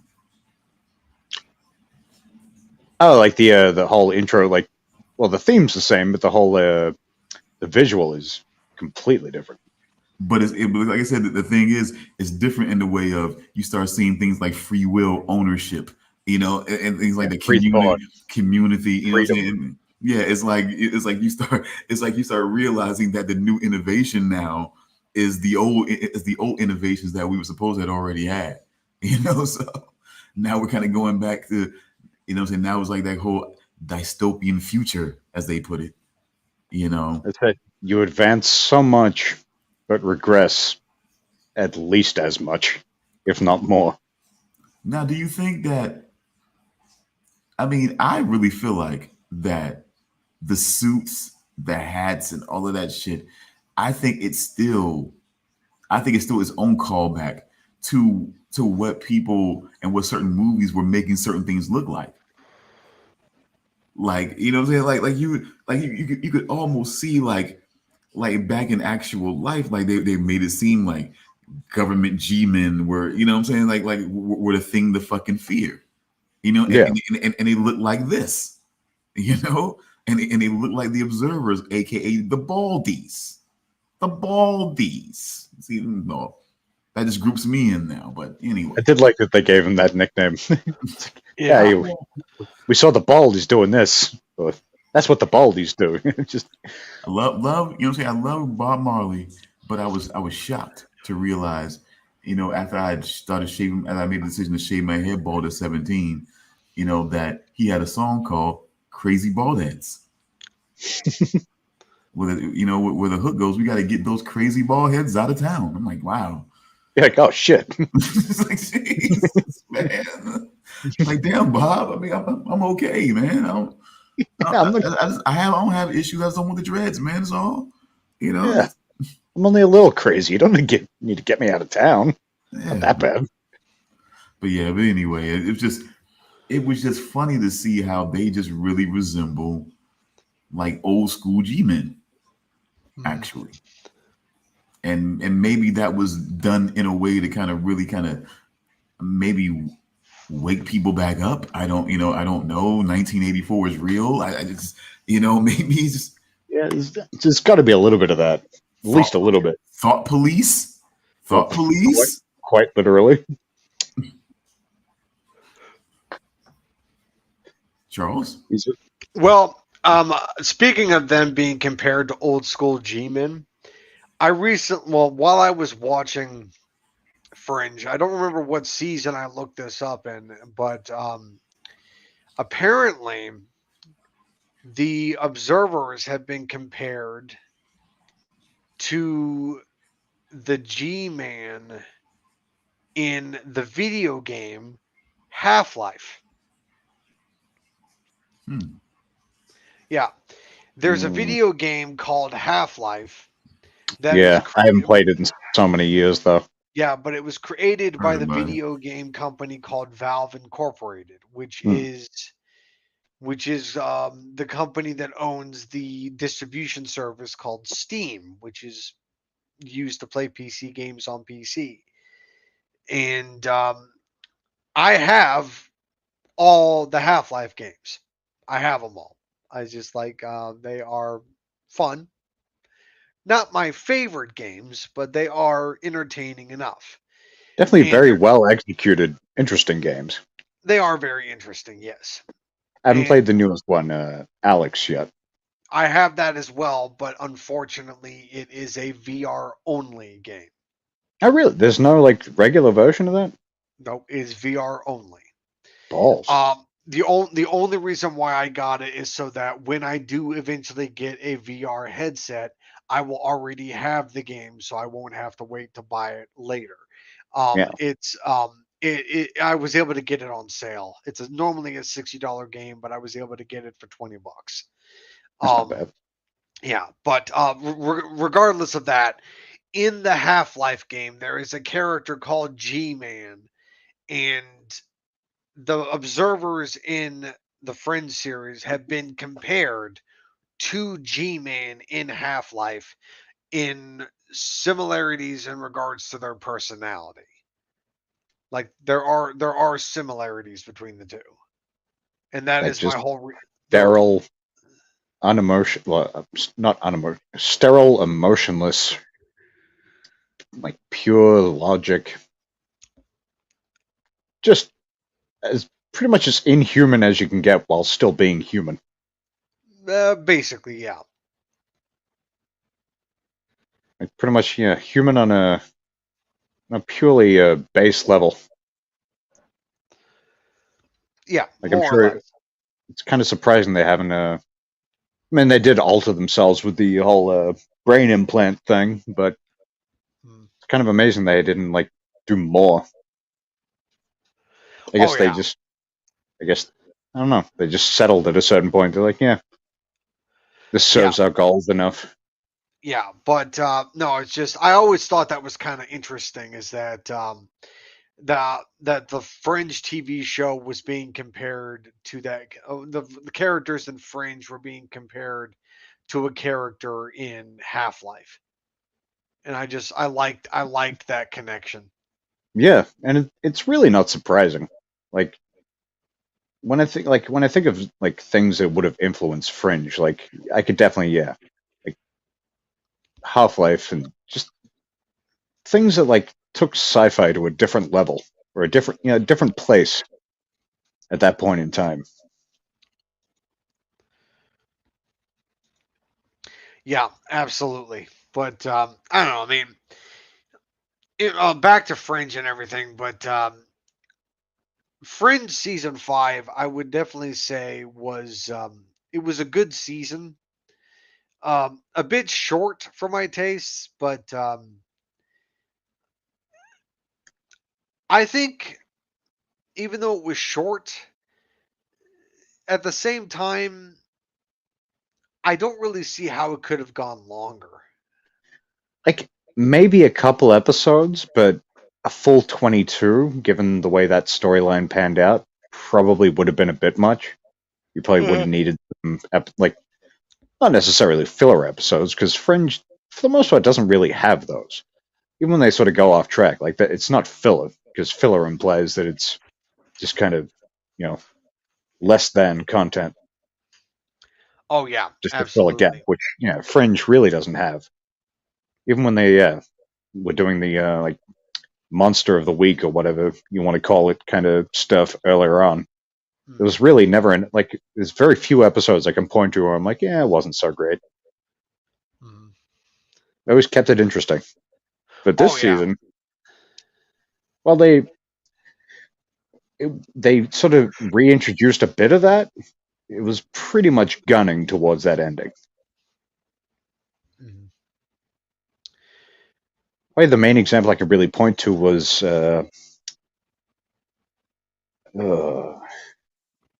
was quite early in the season, like when they were investigating. I think I think it might have been the first tape when they were like investigating the mine out in the woods. They found those people with like their skin had turned like or had been infected with some kind of. It was like they were turning into almost turning into trees. Mm. That's probably one of the only real times they did that kind of more classic sort of Fringe kind of thing in this season. Yeah, but if you remember that episode where they were turning into that, where they were developing that bark on their skin, the guy that was the leader of that camp, did you recognize him? I did, but I couldn't figure out where from, and I forgot to look it up. That is the actor that played Carson Beckett from Stargate Atlantis. Okay. Yeah. Paul McGillen. He did a great job in that episode. Yeah, the actor's name is Paul McGillen, and he played Dr. Carson Beckett, the chief medical officer on the Atlantis expedition in Stargate Atlantis. Yep. And yeah, it's just that is not the only Stargate alumni that was in Fringe. Who was There the were other one? The CIA agent that Broyles had to deal with in the earlier season. The guy was that the guy what we were first introduced to the observer kid we now know as Michael? No, not him. It was No. the other guy. Broyles was actually no, it was shit. What was it? There was it was the episode with the cosmonaut, the brothers, Oh, okay. Yeah. Russian brothers, where Broyles gets a cease and desist order from the CIA, Mm. and Broyles ignores it. And then at the end of the episode, Broyles is going to his house to talk to his ex-wife to tell her that he solved the case. And then when he leaves his wife's house, he goes back to his car, and then he sees a man standing in the middle of the road. And that man tells him, if we give you a cease and desist order, we mean it. Mm. That actor is from Stargate SG-1. Who was he in SG-1? Yeah, he played the Tok'ra Martouf.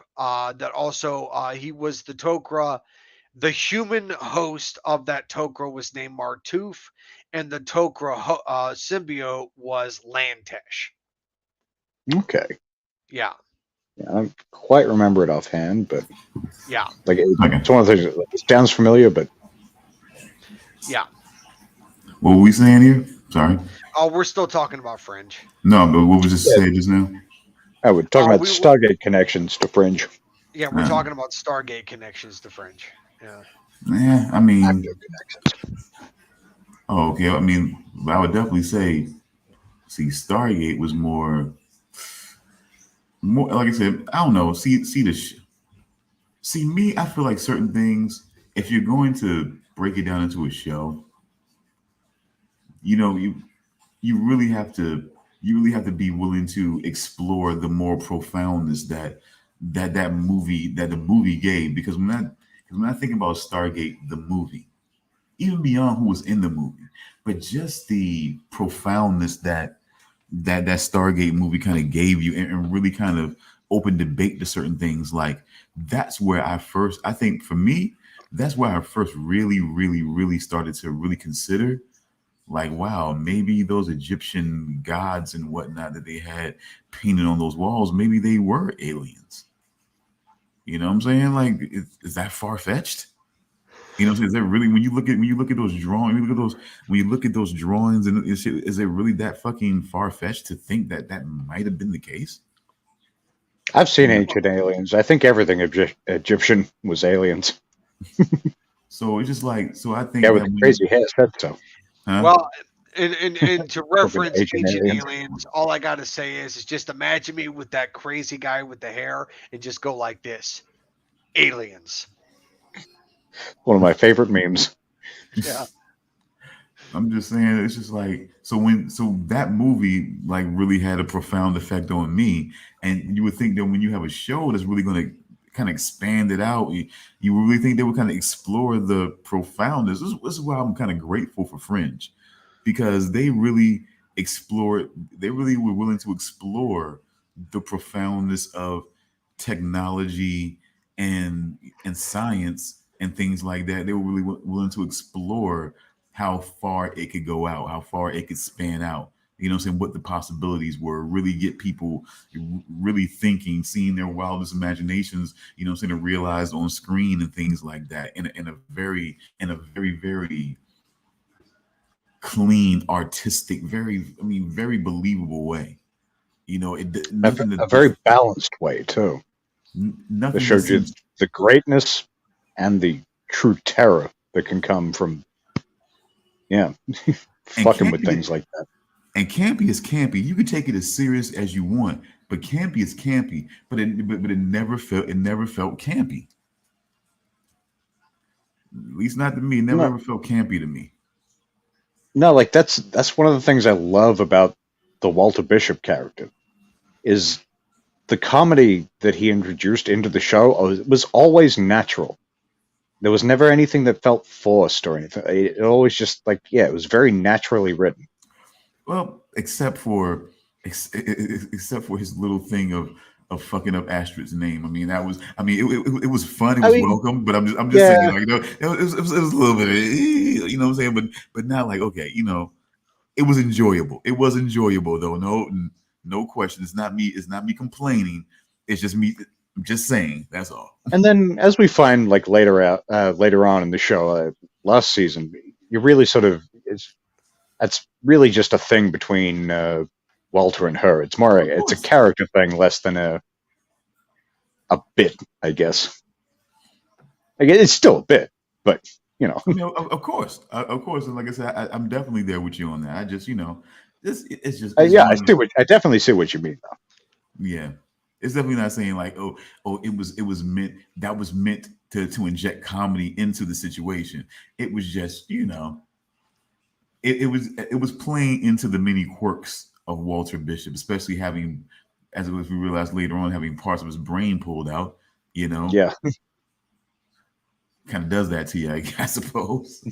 I mean, I've never, gotta have I've some never had effect. parts of my And brain pulled out, so yeah, like just take some parts of your brain out, do a lot of LSD and other homemade drugs, and I imagine gonna be kind of a quirky fella. but let me ask you guys something. Like, why does he believe? Like, I mean, I understand, that scientists, doctors, and whatnot, they can be a little egotistical, sometimes egomaniacal, godlike in certain ways, but he really thought of himself as such a monster that he couldn't keep his full brain capacity, in without becoming the great evil of the world. It seems like. I mean, is that how you felt? Like if he had kept those brain pieces, would he have become that? You mean? Do you feel like that's the way he was ever?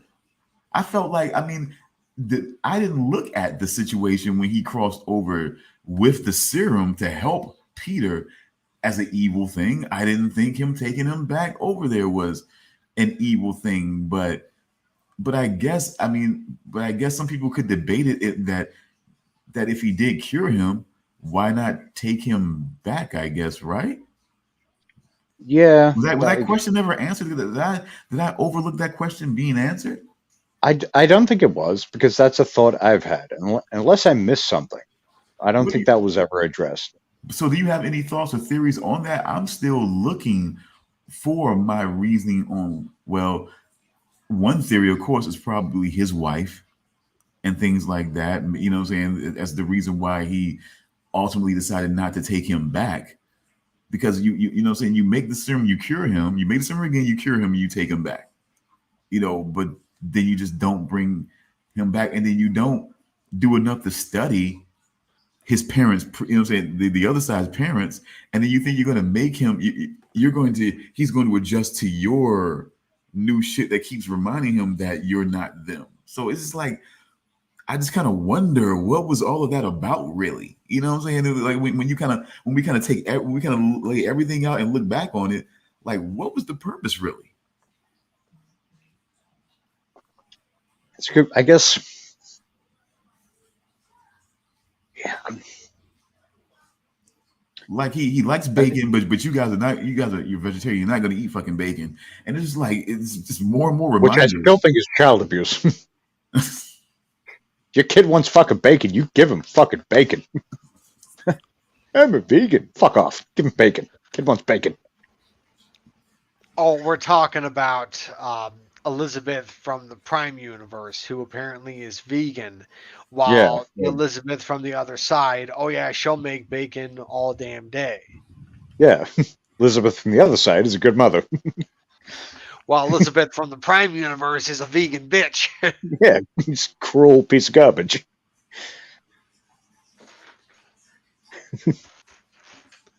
Yeah, that's. I don't know. I think it could be just that. Yeah, Walter, like, once he just got that taste of having his son back, and it just couldn't let go. I guess. I think it's that paternal instinct, I guess is the best way to describe it. It Yeah, doesn't. it's like as much as I know this isn't my son technically, Yeah, it is my son. And how am I supposed to just now that I've got him back? How am I supposed to just let Yeah, him go. but let him go again? Yeah, doesn't really make him a monster though, right? I would say no. Like it's definitely like it's not a clean cut thing, but it's not. Yeah, you're not a monster. So where You- so where did this evil so where did this thought of being an evil bane on the world kind of like develop for him? Like I just like from what I saw of the glimpses of the past, it just seemed like okay, you know, so maybe he moved a little arrogantly in the situation. You know, he looked at certain things like, okay, that whole situation, that struggle is what got, is what got, Nina's hand, damaged and everything like that. And but I'm just not seeing the way he feels like he became this almost like this evil king that just kind of subjugated the fucking world in a way.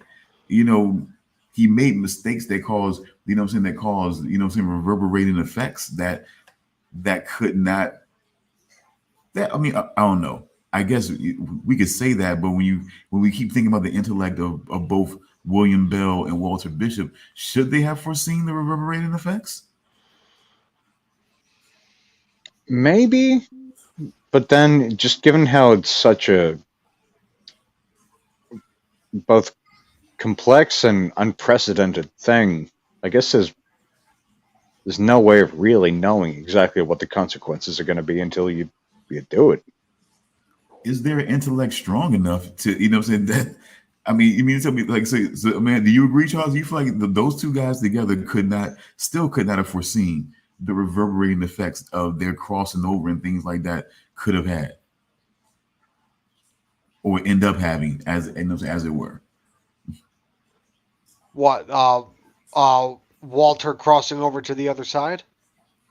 Yes, and the other things that they were thinking on and doing and so forth. And should those two men with their intellect been able to foresee some of the reverberating effects that could have ended up did happening? I think they did know, and I think they didn't care. Well, Also no, possible. no. I think Walter knew, didn't care, and wait, no. Are we still talking about when they were younger and they were experimenting with crossing over? And other things, but yeah, sure. I think that I could have sworn that one of them said that crossing over was too dangerous, and I think it was Walter that said it was too dangerous.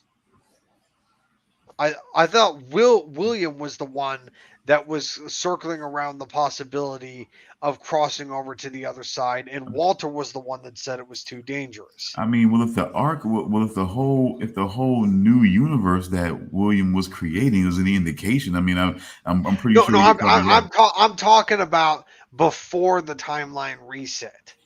I'm No, talking about before that. no. What I'm saying is that certain actions that William Bell was doing, and certain decisions that he was making, was showing me that like he was saying, maybe he was the one who maybe was aware of the possible reverberating effects, but wasn't quite concerned as Walter was with them, possibly. And if any indication of the animals that he created, these dangerous animals, these dangerous things that he created, it was just like this is it's more of an indication that Abominations that he had on his fucking ship. like a flying. Which it wasn't much of an arc because he only had like 6 or 7 different creatures. Yeah, it's like really. Yeah, But I it's think, not a but, whole universe, right? but I think they have this ability. But I think they have the ability to create more. Like that one, like the one thing that was like the one thing that swam and shit like that. I think it had the ability to create more of itself in a very short form. Yeah, but no, having only 6 or 7 different creatures does not create much for genetic diversity. And why the fuck would you make one of them a spider thing? Well, that just tells you right there that he's fucking evil man. As much as spiders are creepy, they are important to the ecosystem. Okay, well then explain. Okay, help me out with the gargoyle humanoid porcupine. That might be the replacement for humans. Wow. Probably, yeah. It's probably the closest. Like out of all of them, it's probably is the closest to a human. Well, until Peter and fucking Olivia got there, and he was like, "Yeah, you can be a part of my menagerie." You proved yourself worthy. It's not much of a menagerie if you only have like 6 or 7 different types of creatures. True enough. You need to have genetic diversity. You have to. Otherwise, your creatures are going to die out. Dr. Moreau found a way. I'm pretty sure William Bell would have found a way too. Let's face it, Dr. Bell is no Dr. Moreau. Huh? Let's face it, Dr. Bell is no Dr. Moreau. How do you mean? He was much thinner. Didn't have the white face paint. But why are you saying that, Charles? I don't know. I mean, Dr. Moreau managed to create cat people. And they weren't all cats. They weren't all cats.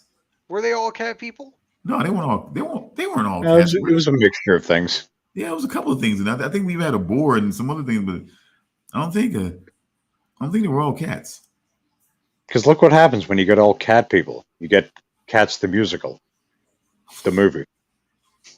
Everybody just watches it, wants to fucking jump off a bridge. Oh my god. That is something I can confidently say I will never watch. A trailer was enough. But man, I would just say that's one of the mysteries that probably will always haunt me about this show is like I just didn't see how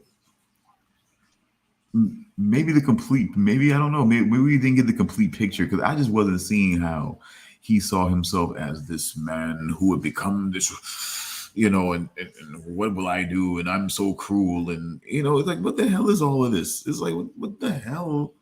This conversation that him and Nina are having about this, like, he is just like fucking science fiction's version of Dracula or something like that. I mean, what the hell is going on right now? That's really like, as the series goes on and we get some more of it in this season, there's very little redeeming qualities of William Bell. Like, the more we learn, I think the more it's just like, yeah. I mean, I definitely... He's much more a villain than he's not. Well, how would you say that? How would you say that? Well, when do we? Because you don't because I mean, you don't think he's anyway responsible for the observers, do you? no, but I guess he couldn't be, which we do find out the point where the point that leads to the observers, which leads into the finale. But just yeah, I swear, the more we find out about William Bell, he is definitely like compared to Walter, who, as we were talking about, is this guy who seems to think he's the biggest monster who's ever lived. William Bell is definitely worse. He's a much more uncaring individual. Well, see, that's the thing. He's calculating. That's why I tried to tell you guys before. That's it. Like, and he's kind of similar to the observers in that way. There's a lot less emotion when it comes to William Bell, I would say. There's some emotion. Oh, there's definitely some, but he gets joy out of himself. He gets joy oh out of yeah, himself and his intellect and what he feels like he's able to do. And I don't think he really takes now the emotion that he's stunted of is consideration, is is regard. I think I'm still that here, guys. no problem. I think that strategy and his planning was overall. Manipulation. He doesn't have any feelings about manipulation, about the way he manipulated Walter. Like the whole thing of Walter being at the forefront. Like I told you, Walter conducting the experiments, but William making the patents. You know what I'm saying? William starting the company. William doing these other things and becoming more godlike and more mysterious and more untouchable. You know what I'm saying? As time went on, while Walter became the pariah, he became the great evil because I think in some ways he believed himself to be the great evil because that's what was sort of propagated onto him. He was the one conducting the experiments, even though him and William Bell were conducting those cortexophan experiments on those children. Everybody only looks at him. Everybody only looks at him. To a point, I think you could almost look at Walter as one of Bell's experiments. I would probably say a highly capable scapegoat, a highly capable patsy. Oh yeah, That's who that's a Walter fact. Bishop was. He was a highly capable patsy. He did all the experiments. He could be recorded doing all the things that people look at and say, "You bastard! How could you do that to children?" And but you could hear William's voice, but you're not seeing him do anything. You're not No, there's seeing him. that sort of that separation, that deniability. Yes, you know what I'm saying? People are going to spit on the construction workers that made the great evil building, not the man who, so not the architect who can, what I'm saying, who designed it. So that's, he's the architect that no one gets, that no one sees, that was a part of designing all the experiments, all the things, all, what I'm saying, that they end up doing together. But yet and then when everything came crashing down, he served Walter up on a platter while he became a god, and no one could hardly even see him, much less bring him into custody. Try getting yourself to another dimension, to another universe you didn't know was there. That's way out of your then jurisdiction. maybe you'll be able to bring William Bell in. But then maybe he'll pull out this instrument that's way on the nose, this bell, and send you back to a whole other dimension. Ring a ding ding, motherfucker's gone. It's just like, I don't know, man. It's just, I said, once you saw that, other people, of course, there's always going to be the people that's going to see that's going to see Leonard Nimoy and just basically obsess over it. So they're going to have a hard time seeing him as a villain. I didn't have a hard time with that once I realized that,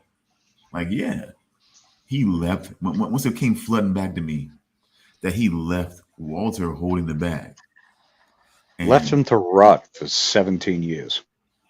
And just, and meanwhile, people just it's like, where are all the journalists that's looking at this shit? Where are all the journalists doing their job and saying, okay, William Bell, massive dynamic. What do they work on? What was Walter Bishop working on?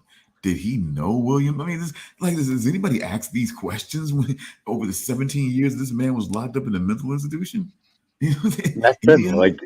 Like even though Bell fucking took all the records and hid them away at Massive Dynamic, still, yeah, as you said, there's no one asking questions and putting the idea out there that this motherfucker was up to some sinister shit. It don't take much patents or patents. I mean, you can see what was this guy working on? What was he doing? And what is William Bell all of a sudden, all this money, all this, saying, coming on the richest man, saying, or the richest man alive. And I'm like, these patents, what are these patents for? Like, how do they correlate? Do they correlate to? I mean, you can still do some good old school investigative journalism, even though he's hiding the records of their connection. You can still find you can't hide the patents. That's it. That's like the patents are public, right? Like anyone can absolutely just go look into that. Because they'll come to haunt you if you if you violate those patents. They will come to haunt you. So yes, it's something that you have a right to know about, so that you don't mistakenly do something that violates that patent and put you into the into the jackpot with somebody who owns that patent. No, he was just free to just get richer and richer, and no one questioned, hey, what are these patents about, and what does that, what do these go into, and like, oh yeah, the patents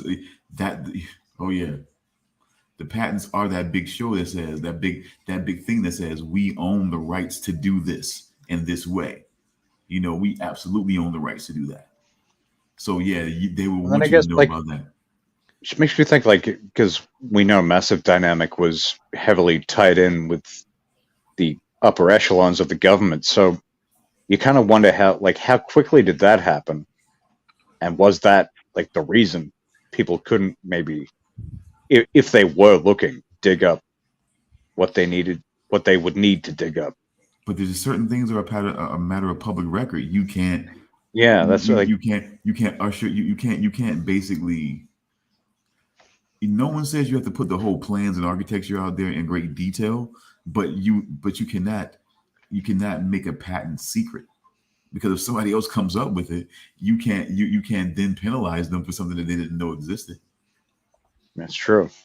But if a patent's there and people know there's a patent for the design of this, you can't design it in this way. They got to know that they can't design it in that way.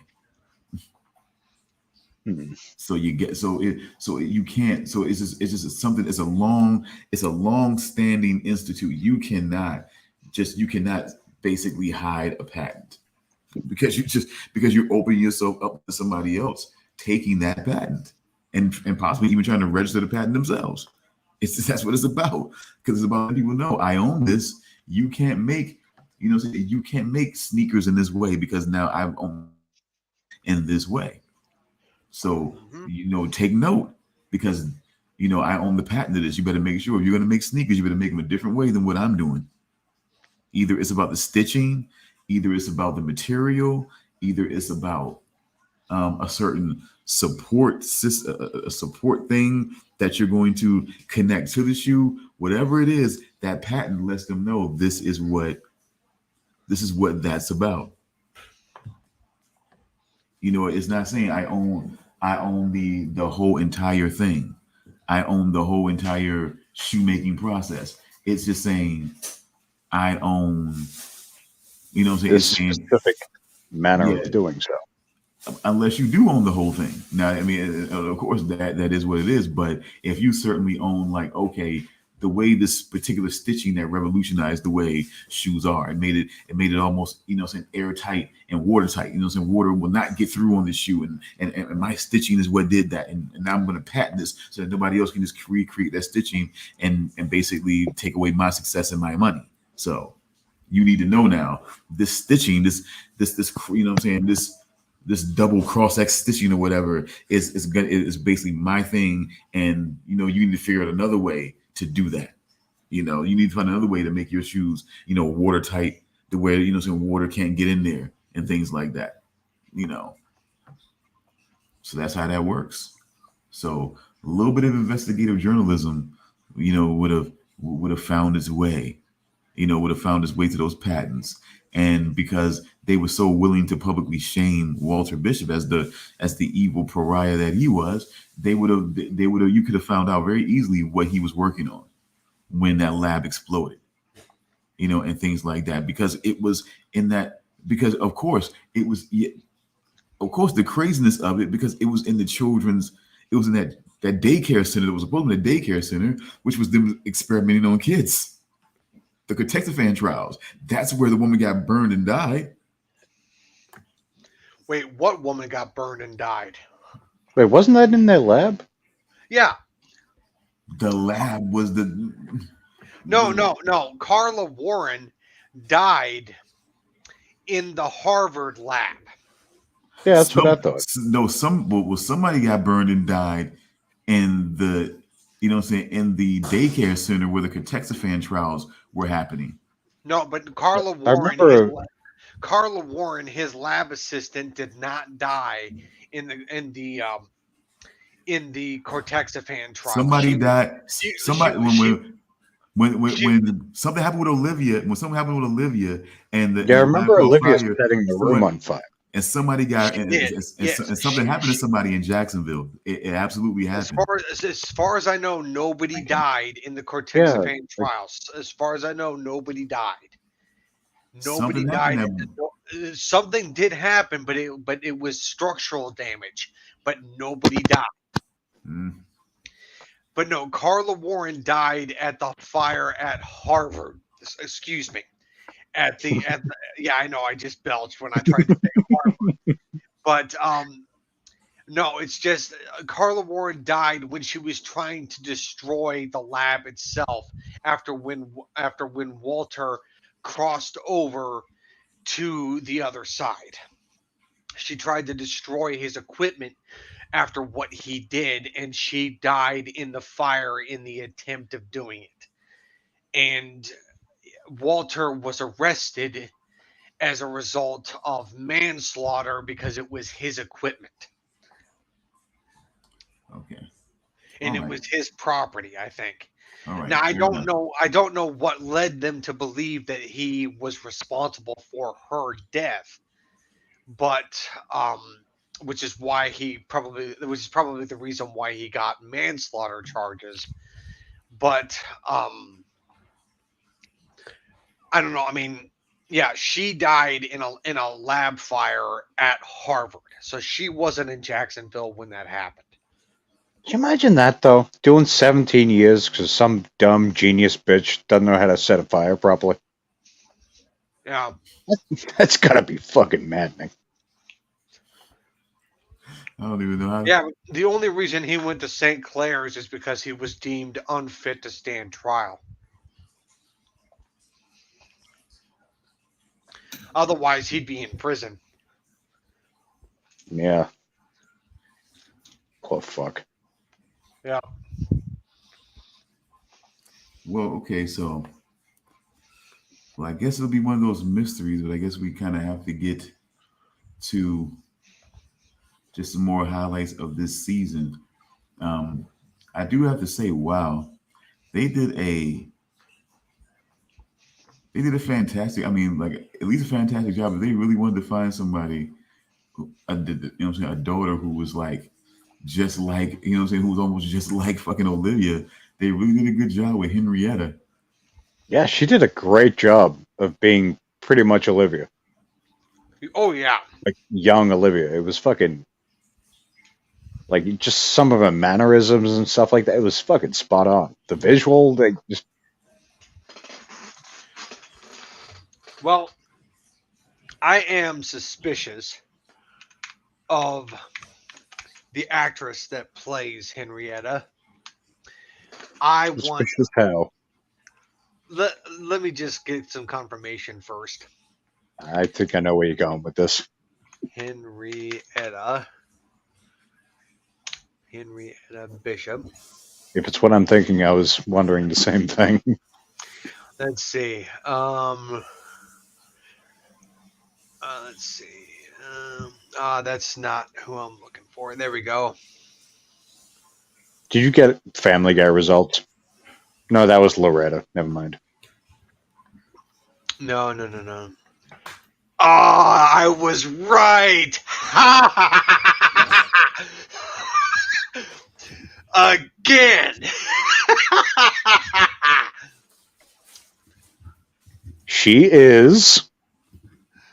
Australian. Yeah, I fucking knew it.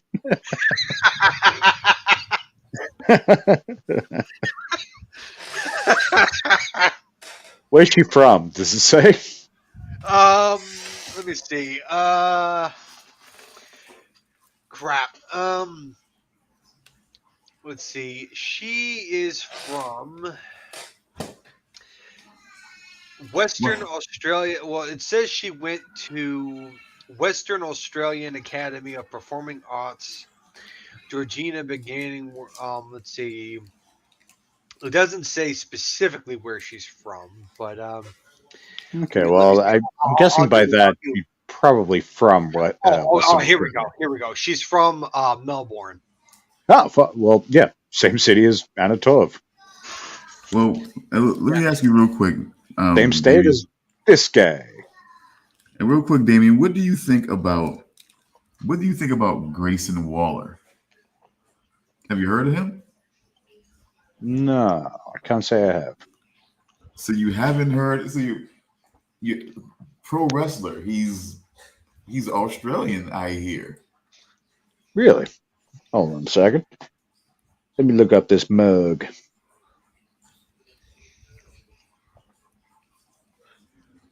Grayson. I mean, now also I want to say that in pro wrestling, guys don't always start out with the same name they get the most famous with. So maybe Grayson Waller possibly had a different name, was possibly going by a different And his name. real name is Matthew Forelli. Definitely Australian. Signed to WWE. Performs on the SmackDown brand with the name Grayson Waller. Yeah, never heard of this guy. Wow, really? No. I thought he might have been. I thought he might have been like a serious big deal in Australia. Oh, I mean, it's possible he is, but I don't pay attention to a lot of things. oh, and I thought I recognized the actress that played Henrietta. And you know what? Doing a search on her, I did recognize her. She was in the TV show Once Upon a Time. She played. Sure, I've never seen but heard good things about. She played Elsa. It was more of like it was good. I think Once Upon a Time was, the idea was definitely novel. It was an entertaining show. I'll give it that. In some ways, yeah, but in some ways it threatened to get kind of convoluted on itself because of the different storylines. I mean, like they wanted so bad to include every little fairy tale and folklore, you know what I'm saying, into the show, but it was just but then it just kind of made it microwave stories that kind of basically intersected with one another with bad timing in a lot of ways, and it just didn't serve a lot of different stories, you know what I'm saying, well enough. You know what I'm saying, it started off pretty solid, but then as more people started to get in there, it was just making it a little too convoluted, in my opinion. Well, it did get a little weird when they started introducing other storylines that weren't controlled by Disney as well. Like it introduced storylines from The Wizard of Oz. It introduced storylines from Universal Monsters, like it introduced Dr. Frankenstein. It also introduced Dr. Jekyll and Mr. Hyde as well, which is also not owned by Disney, which I thought was a little weird. Can't And imagine that's owned by anyone, given how old that story is. yeah, but and Mr. Hyde was played by Sam Witwer, Huh. which I thought was interesting. And then what was it? Crap. shit. What was I gonna bring up? But the episode of Fringe that was near the end of season 4, which dealt with all those people at it was some kind of terminal, like maybe an airport or maybe Like something. it was the train station with like the people combusting. Yeah, where they were forced to stand still, otherwise they would Yeah. just bust. The redheaded woman. Mm. That woman played the Wicked Witch of the East in Once Upon a Time. The witch with green skin from Wizard of Oz. Yeah, Yeah, yeah. she played that witch in Once Upon a Time. Yeah. Well, see now, Yeah. and now you get what I mean about the whole convolution and just jumbling a bunch of other stuff that really wasn't treating the overall situation well enough. That there was a whole world that could have been worked, and you could have made a lot of those, folklore characters more demonstrative. You could have, you could have made, Snow White's, Wicked Witch way more demonstrative. You know, even threw in, even threw in a much, a bit of a darker Rumpelstiltskin. Well, Rumpelstiltskin in Once Upon a Time was really messed up. Like he was crazy. That's what you need. But see, but it was a little bit more. But wasn't he? But see, it just. But he. I don't know. You say crazy, right? Because that was a guy that was in 20. That was in 28 weeks later, right? He played Rumpelstiltskin, right? He was played by Robert Carlyle. Oh, okay. Yeah. Let me see. Yeah, and I thought he did a really good job. I did. I thought he did a great job. Robert Carl. And is that guy ever That's bad? exactly Really? that's exactly the guy from 28 weeks later. That's exactly like the guy I was thinking about. Exactly him. Exactly the point. He was, yeah, it was weird, but he wasn't dark. I mean, they could have did more of the characters. I don't feel like he was. I feel like he could have been a little bit dark. I mean, we're talking about Rumpelstiltskin was a guy who basically, who for some reason, wanted this girl's firstborn child, as a payment from, for turning the, the hay into gold or whatever, or yarn or whatever into gold. I mean, he wanted her firstborn child. Why? Fucking why? It's like, That's how about I give you $30? Like, you really need my kid? The fuck's the matter with you? Like that's really fucking dark. They also ended up making him the Beast in the story of Beauty and the Beast. They did. They like Belle ended up becoming his love interest and ended up becoming the mother of his child. And just it was very interesting. And then Rumpelstiltskin's like previous marriage before he met Belle, his son with his previous wife ended up is fully grown and become a grown man, ended up becoming like the ex-husband of the main character of the show. And so it was very complicated. It was a very complicated Sounds family tree. Yeah, it was very weird. And I mean, even today, it is very you have to perform some incredibly complicated mental gymnastics to even be able to understand that family tree. It's like it makes sense, but you might have to, take some time. Yeah. Are you familiar with that Charlie Reynolds meme where he's trying to explain Pepe Sylvia to Pepe Max? Silva. Yeah. Sylvia, yeah. Yeah, it's like that.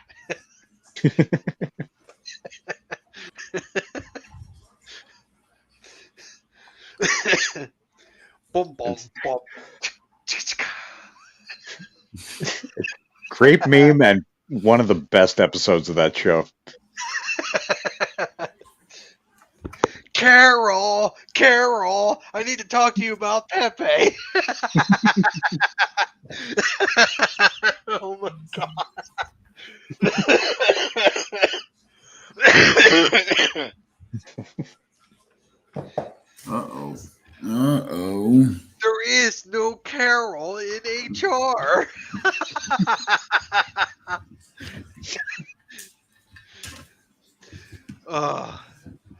Oh, my. uh, There are uh, very few comedy shows that can that are as good as that show when it's at its peak. oh my god. All right. Well, anywho, back to Fringe. Absolutely. So we start to get some breakdown on who the. I mean, they really hadn't settled on a name for them, did they? Because I guess when The we, Observers? I mean, other than that, because I guess when we get down to it, of course, the breakdown was that they're essentially like they're like agents. They're like it's like the fucking Matrix. Like they It's essentially become like basically essentially Fringe and essentially sort of like in his own way. I don't know if indirectly or in some sort of way organically sort of connected himself in almost like the Matrix. Like these guys are just like products of a Matrix like situation, but they're just engineered humans. it's humanity. I'm gonna say transcended, but I'll put that in quotes because again, there's a lot of regression there. But it's As humanity As transcended Nina through Nina technology. points out in a very powerful scene as she points out, but go ahead, please. Yeah, it's humanity transcended through technology.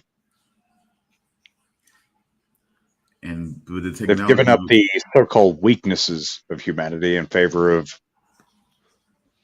pure intelligence and intellect and other abilities, like being able to just fucking teleport wherever the fuck you want, predict futures, and so on. I just love the way that they brought science fiction and things of this nature into this, but they was still telling the story of like almost like I said, almost like a thought police type situation, almost like a 1984 situation, kind of more come to more stark dynamic life with like I say with evolution and technology being kind of framed into that and kind of mixed in there too. It's kind of like it really brought a whole new like a whole new level on it, I guess, in a way, a whole new layer onto it, I guess, for me. Because they really see how classic in 1984 2036 looks, you know. It's It's just just like so everything's just so fucking sterile. and bunched up and just and factory and communist like and just what I'm saying, just like yeah. Like they paved over Central Park to make their what do you call it? Air degradation machine. Yeah, yeah. Because clean air is toxic to them.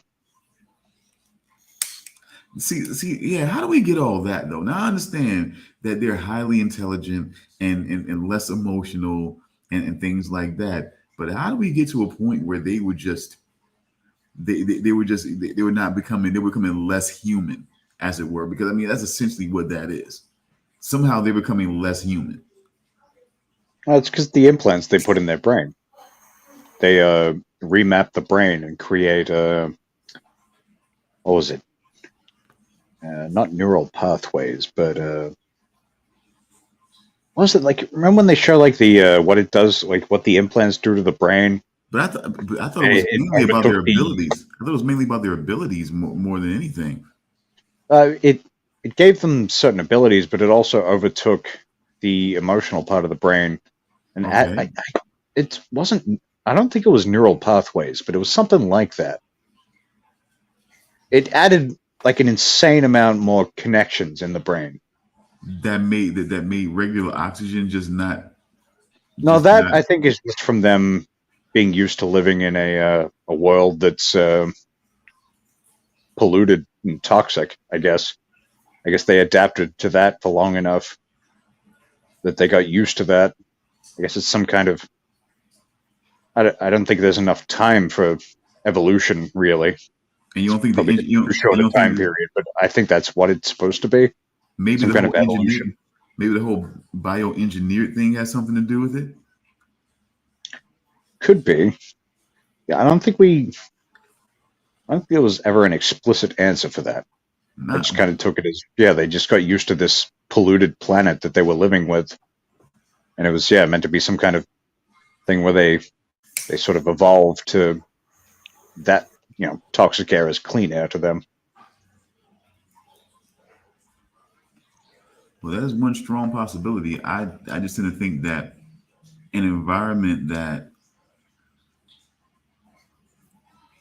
if you look at, I just feel like a lot of the stuff correlates. I think if you put Neo, for example, you put Neo out in the quote unquote real world, he might be adverse to the regular oxygen or whatever, or whatever that's going on. He might be adverse to that. And you realize, like, you realize the real world Neo, before, at least when he first got unplugged, looked a lot like an observer. Yeah. And it's just like, I mean, everyone in those, like, battery pods did. yeah, see, and Hairless. that's another thing that I'm looking at. So I think it's just the fact of their engineering and the way that they were, and the way they were grown and certain things like that. I think that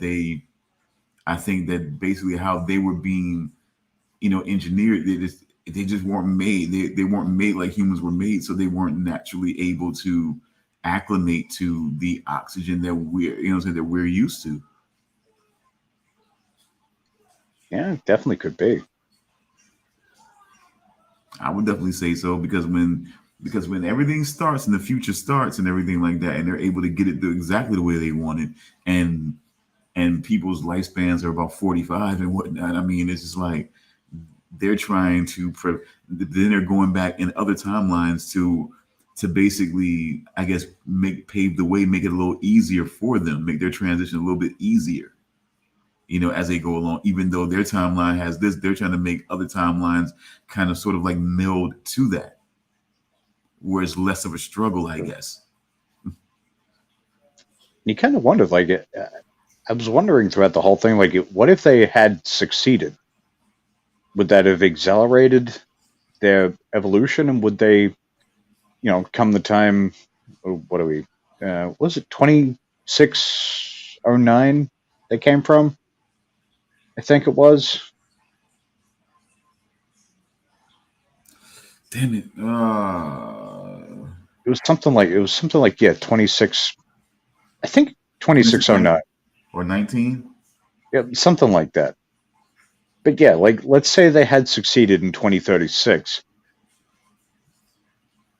What would that future have looked like? Would they have evolved even further, or do you think they would have just, like... No, I mean, they don't feel like they need to evolve. I think No, so it probably would have just been the same thing until, it'd have been I don't know, more. maybe they destroy the planet somehow completely. I think maybe decision would have to be made about who would become the because once the regular humans die out, they would have to figure who would be the sort of subjects, as it were, who would be the populace, what I'm saying, overall, and they maybe would have to create, what I'm saying, even that, then engineer, engineer their worker bees, I guess, and however they'll engineer them. It's clear they could do a number of things. They made September into a regular person with hair and everything. Which, that was wild to see. So it's like it's possible they can engineer people, just regular looking people, to just be capable enough to be their worker bees and remove all the emotion and all the feeling of being oppressed and feeling of being always less than, never being able to raise your station and things like that, and just, get about the business of life and getting things done.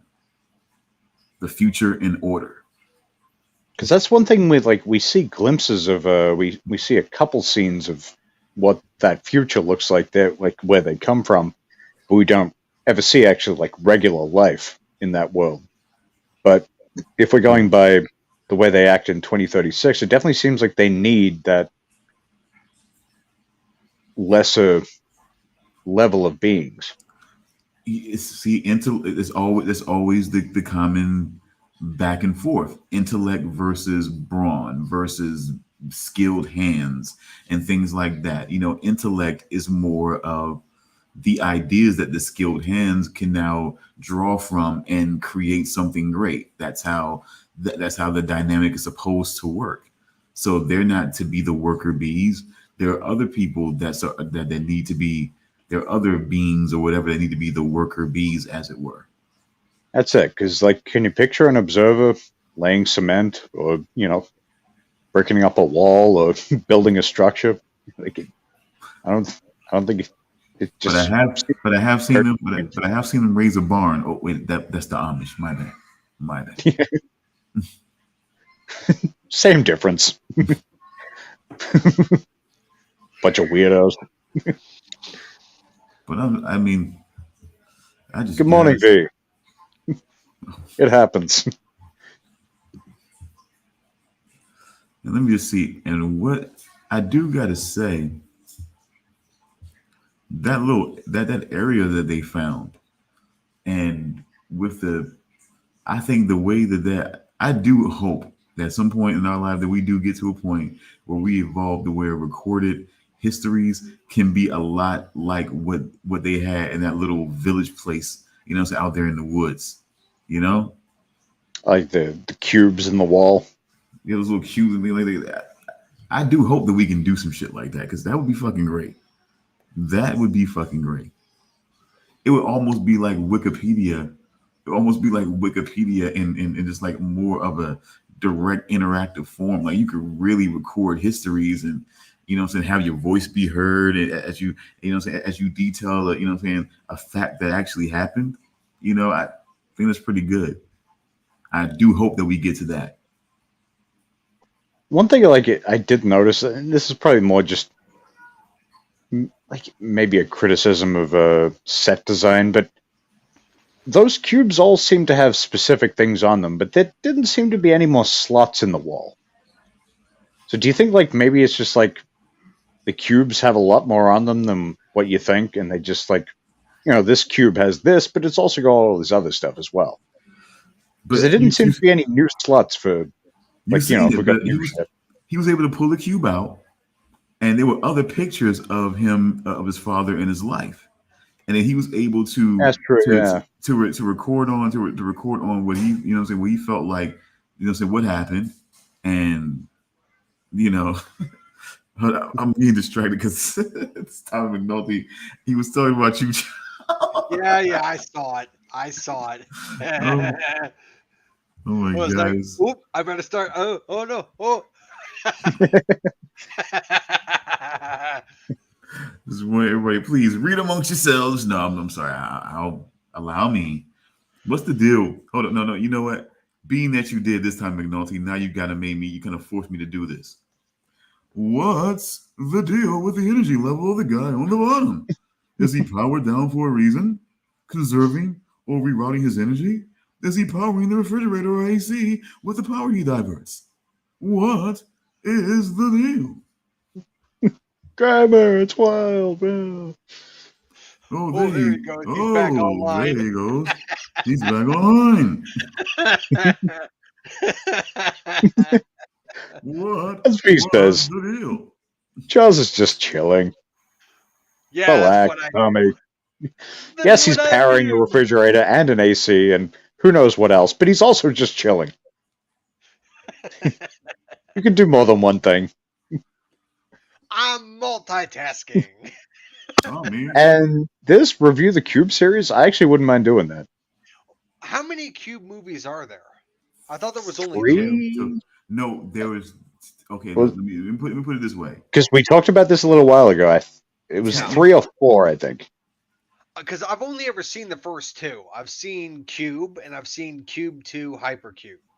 I've seen those two. The thing is that Cube 2 Hypercube is just basically a half-assed remake of the original. That's all it really is. Oh, you sir. Really? Is that Oh what you no, call that? seriously, Cube Tube Hypercube is all it is. You It's think they just a would have got remake, you? a half-assed remake of the original. That's You all think it they would? You is. think they would have got the get that they got with old girl? You know what I'm saying? In there, if it was just gonna be that type of dribble. Yeah, technically you're right. Technically you're right. 4 movies, but it was a shitty Japanese remake that they tried to do with that fourth movie. Just so you know, the third one was a prequel in a way, and the second one was not. I mean that one they really upped the level of the weirdness and that cube. And yes, you're right. Not very many, sir, being on Seinfeld, but thank you, sir. I do my best. Still nice impression. All right. Look, I've only ever seen Cube Tube Cube Cube Two. 2, Electric Boogaloo. Yeah. No. I almost said Cube Tube. I almost said that, but no. Gleaming the cube. No. Cube 2 Hypercube, I've only ever seen once.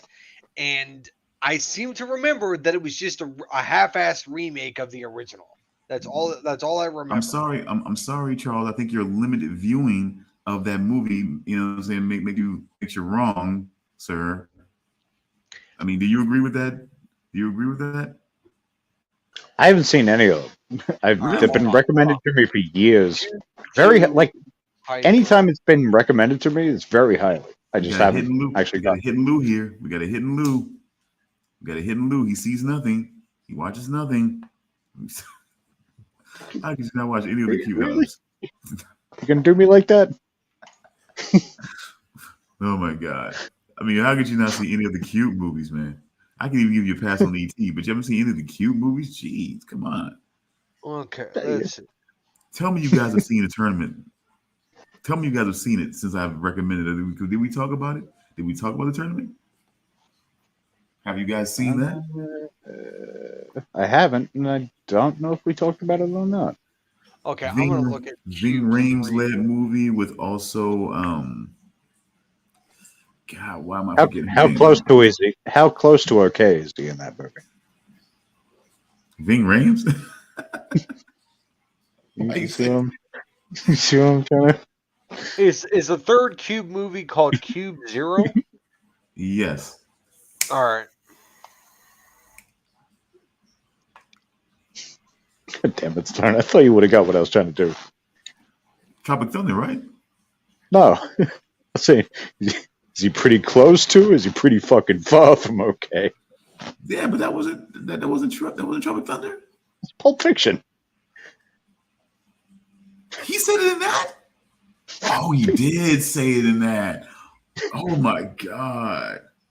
But I got so caught up in thinking about Robert Downey Jr. and Tropic Thunder. No, Ving Rhames. Oh my god! Oh yeah, that's Come on, right. man. My god! See the thing, you know the one line that I got from Ving Rhames in that one, the one oh what I'm saying oh that what now? That what now is you leave, what I'm saying, you leave LA.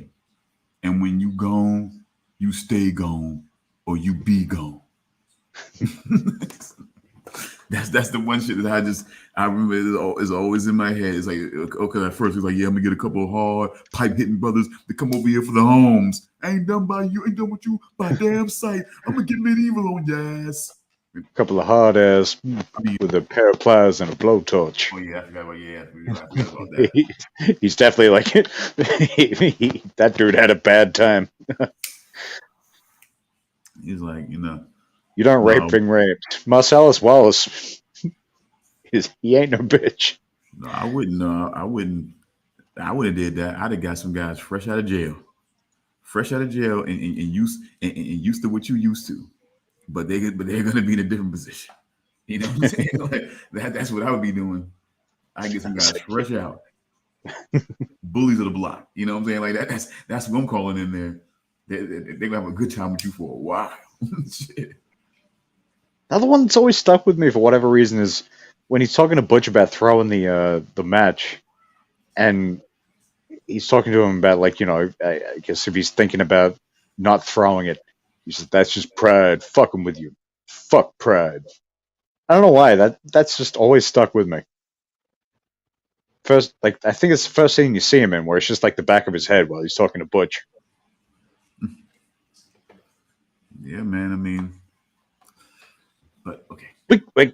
We have to make Charles watch that movie. Pulp Also, Fiction. Scarface. Pulp Fiction.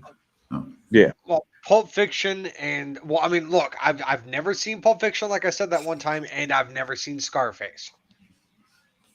like two, we definitely have to throw in there sometime. But I'm definitely. Well, I can watch Pulp Fiction on Netflix, and I have access to Netflix. However, Scarface, I don't know where I can watch that streaming. Actually, I can look it up John- right now. It's got to be on. It's got to be somewhere. Scarface, just Like- watch. I want to say Prime, but it's got to be like it's probably several places, really. All right, well, I'm looking it up right now. Oh, yeah, Amazon Prime. I can watch it there. Bam. Yeah. So, okay. Well, I know we have Saw to watch. That we're going to start. Should we that do now. Scarface as a buffer between the two franchises? Well, the thing is that you guys have already watched them. So, how about after we're done with today's episode?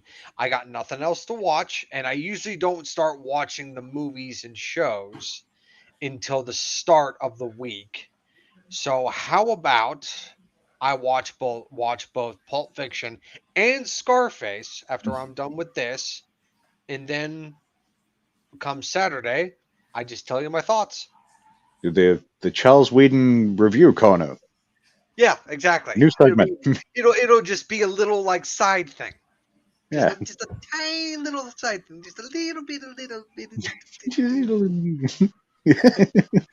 Because I've seen both of those so many times, I would happily rewatch them, but I don't think I need to. Yeah, of course. And of course, I've never seen them, so this will be a fresh take. Yeah, All right, well, stay tuned for that next weekend, folks. exactly. Yeah, but no, it's just I mean I've been meaning to watch Pulp Fiction. I just never got around to it because I have other stuff to watch. And It happens. yeah, and then There's so much- Scarface. there's so much out Scarface. I know various quotes of it, like "Say hello to my little friend," and what is it like? I'm Tony Montana or something. Yeah. Political something from Cuba. Political. Yeah, something like that. God damn But it. and also that whole thing. woman's so polluted, she can't even have a fucking baby. Yeah, and then of course that whole thing that we learned from Grimm, that Gina from Scarface. That blew my mind. No, V. I've never seen Pulp Fiction. So, any pivotal things? I mean, okay, like I don't understand. So she really needed. Okay, so Etta really needed to die in order to be like the vaunted symbol of the resistance. Really, that needed to happen. I actually forgot they killed her off so early. Oh, no, It was like I knew episode that 3 or she 4. was gonna die like within like the first 4 or 5 episodes. Why? I mean, well, the thing is, when I first watched this season, I kind of suspected what their plan was going to be because there was no way that their world was going to continue being the way it was, that they were going to do some kind of time reset. I kind of suspected it. I didn't know who was going to survive and who was going to die, but in time reset storylines, someone is going to die. I knew someone was going to. Because when somebody dies in a timeline reset, they are always going to come back as a different version of themselves. That they're never going to have a memory of who they were before. So when Henrietta was going to die, that meant that she was going to come back as a younger version of herself.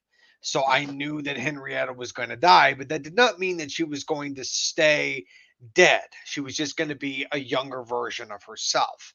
But that also meant that somebody else was going to not die, but they were going to disappear. But I didn't know who it was going to be.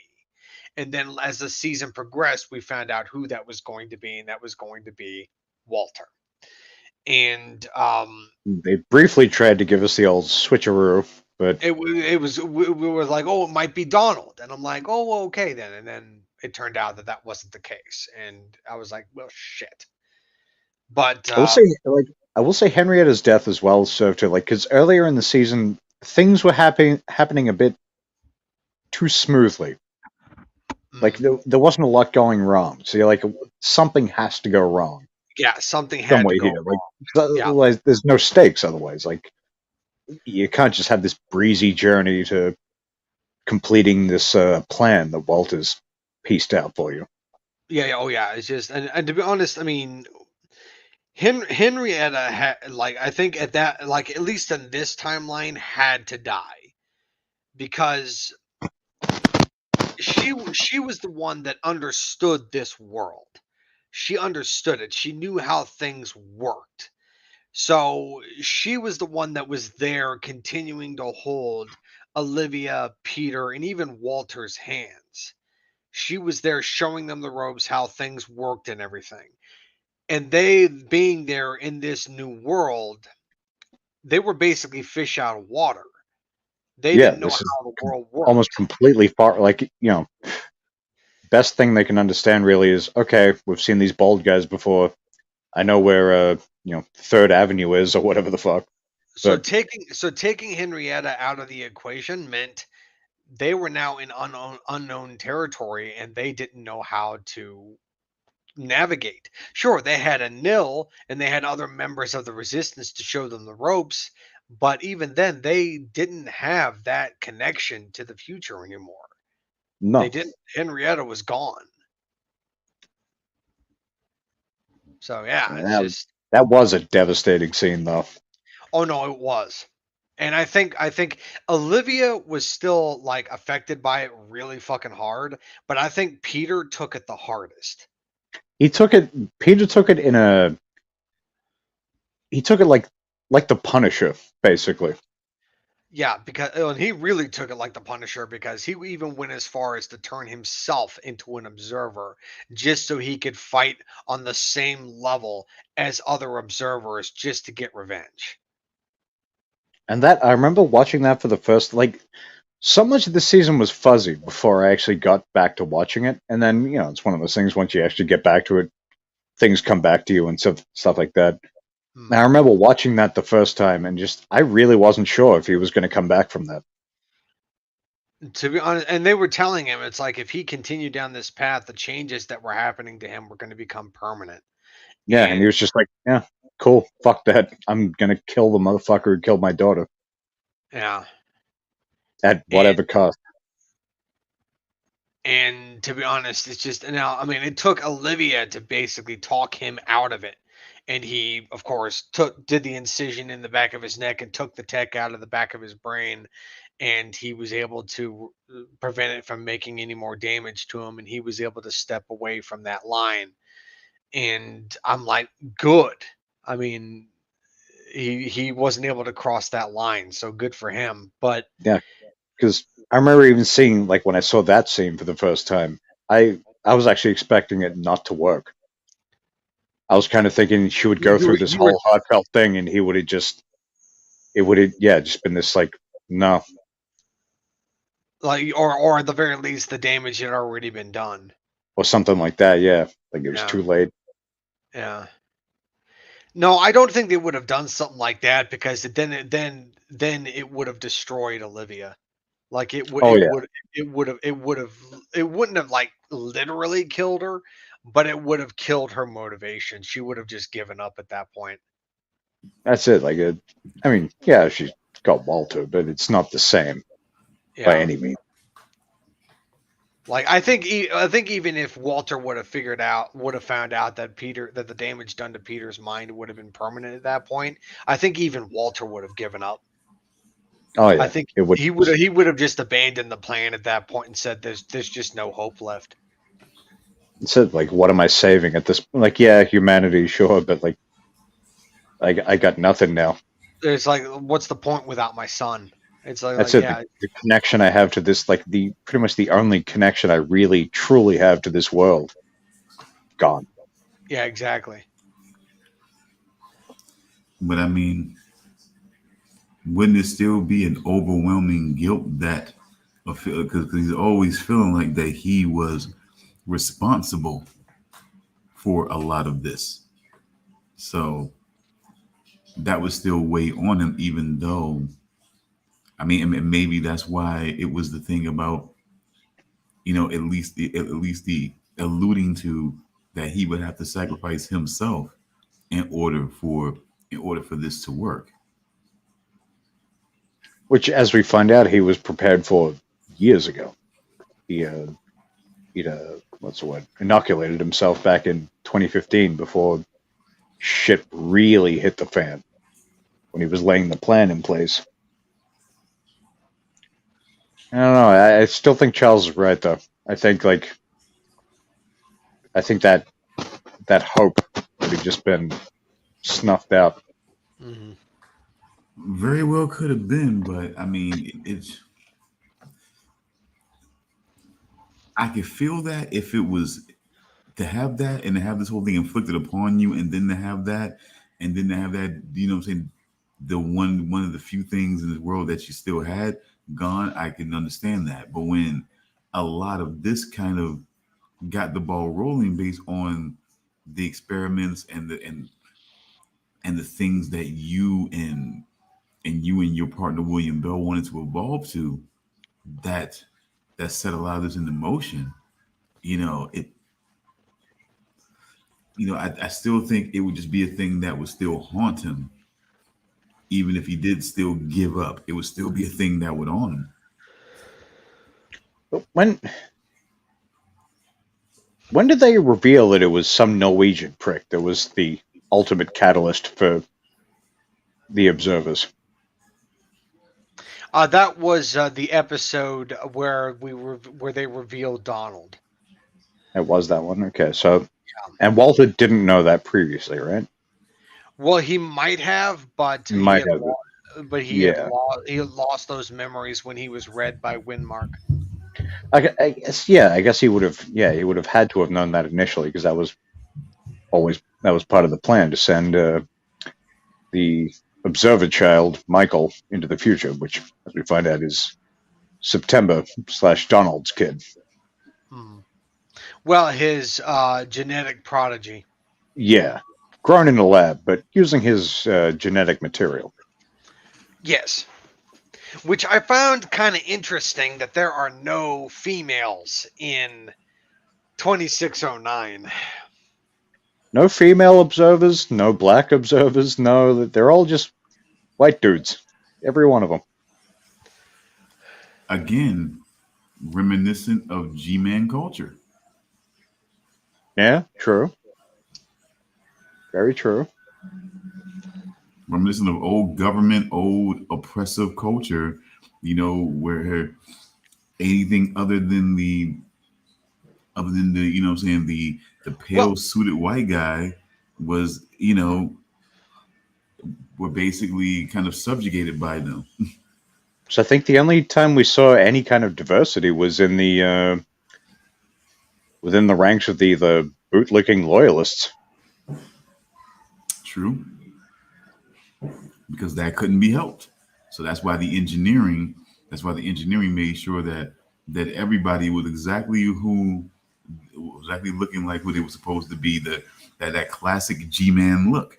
And G-Man culture, G-Man culture V, what we're talking about here is the observers are reminiscent of like old school government guys, what I'm saying, federal guys and shit like that.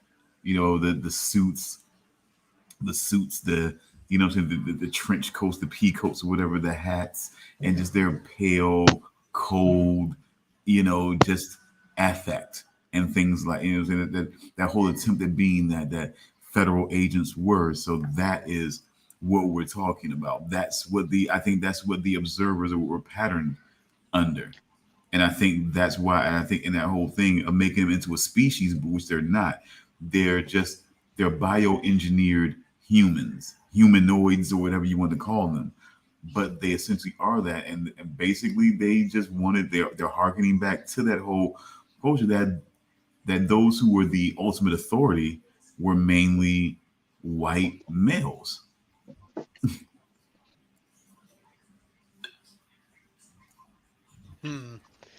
Bunch of Charles Weeden types.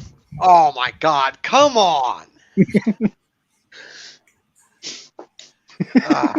They would never take their shirts off. How long have you been letting that stew around in that noggin of yours? 3 to 4 seconds. The observers would never take their shirt off. No premeditation here, sir. They would never take their shirt off on camera. Charles is nothing like them. He is an anomaly. He will take his shirt off on camera with no problem. Look. I mean, I haven't taken my shirt off in front of the camera in a long time. But you've done it. It's just No. never been a need for I'm it. not denying that. There is documentation of me taking my shirt off in front of my camera. I'm not denying that. So we know Is the Becky party to calls blame? for it, you'll do Is it her fault? Well, I mean, I'm not denying that either. Becky's the one that always gets a little hot and bothered. A little hot under the collar.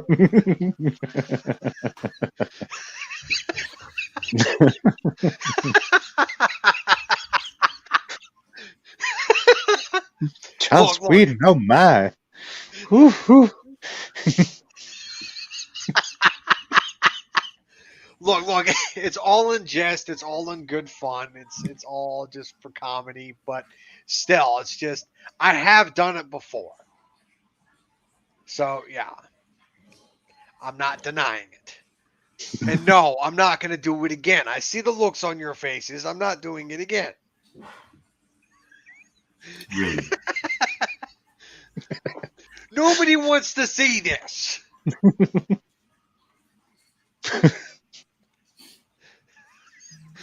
Okay.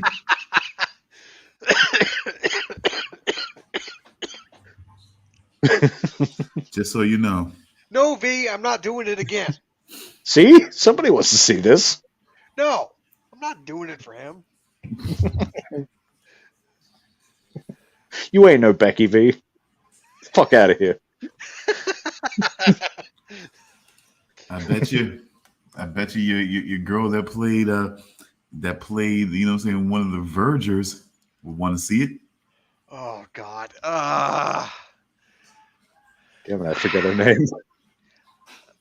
Catherine Isabel. There you Yeah, go. I knew you know. Come on. Yes, because she was my first celebrity crush. I bet she want to see it. No, she wouldn't. She'd probably run in the opposite direction screaming while projectile vomiting. That was just that's I don't know. She was pretty down with having a brr. I'll stop.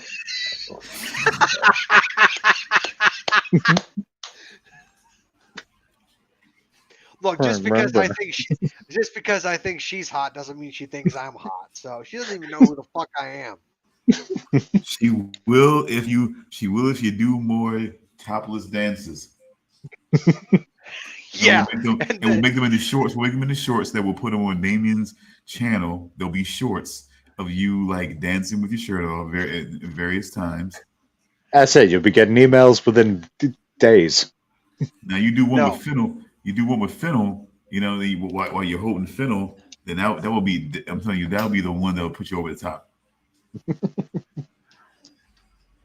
I'm almost certain of it, Charles. I'm almost certain of that. Would you do it to save a life, Charles? Becky needs it, or she'll die of a heart attack. You must save her. Please, Charles Weeden, the world needs you. See, they're putting that kind of pressure on you. Like they want to see it right now. I'm just saying. Yeah, I know. Settle down, B. Jesus Christ. Fucking put your dick away and just watch, enjoy the show. Stop it. It's like that Michael Jordan video. It's like, stop it, get some help. Exactly.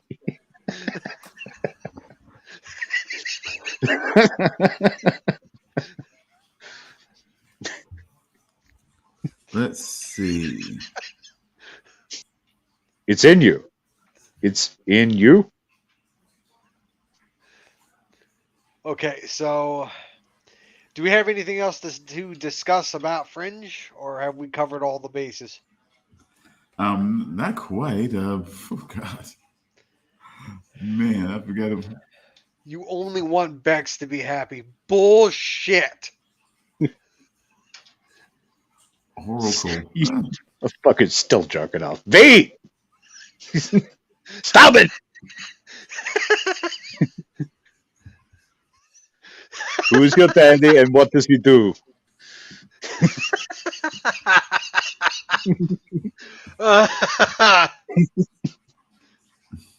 See, he's saying it without saying it.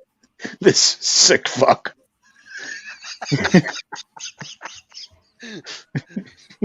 His imagination's going to carry him through the next fucking however long.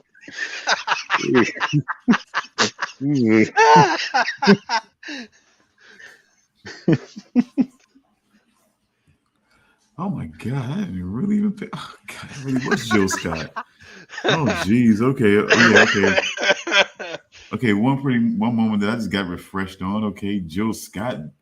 You know, being a part of the. I mean, God, they really playing her. I didn't even realize. Oh my God. Well, she was in. I remember seeing her name pop up in the credits. Was it episode 9? It was 8. 8. Okay. And who was this again? Jill Scott, singer, R&B singer, actress as of late. She is she's done a few things, but she was recently in that one. She was the Oracle like person, Simone. And it's and Oh, the episode with the magnet. Yeah. okay. Yeah, she was the woman that was at the junkyard where Olivia went there to get the magnet. Yeah, Simone. The industrial magnet. Yeah, Simone. Say very An episode full of tension that didn't work out the way you thought it would. It's constantly like this, like someone in this community of people here at this junkyard. One of them's going to sell her out. No, it wasn't that. It was just some random bounty hunters. Yeah, it turns out nobody at the junkyard sold her out. It was just some random bounty hunter on the road.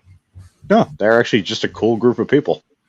They knew that they could have gotten a lot of money and fed themselves well for a while, but yeah, just a cool group of people. Led by a woman with some unexplained psychic abilities. Yeah, I noticed that they were focusing on that Simone character quite a bit, but I didn't know who she was. You said her name was Jill Scott? Yes, that's her actual name. Yep. Yeah, I did not know that she was a singer.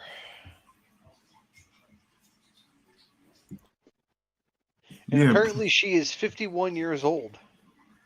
Okay. I did not know that she was that old. Gross. She looked younger than that. I mean, so she's 51 now, so she would have been.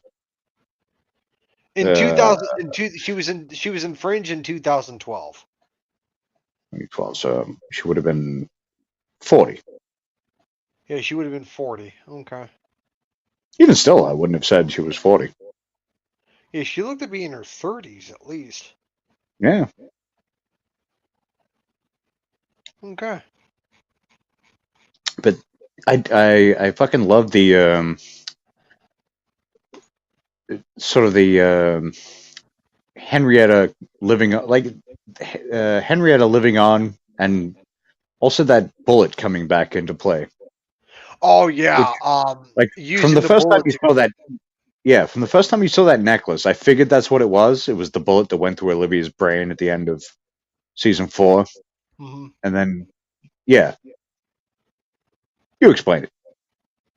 Oh yeah, it's the bullet that went through Olivia's brain at the end of season 4 when Walter killed. Well, I should say killed Olivia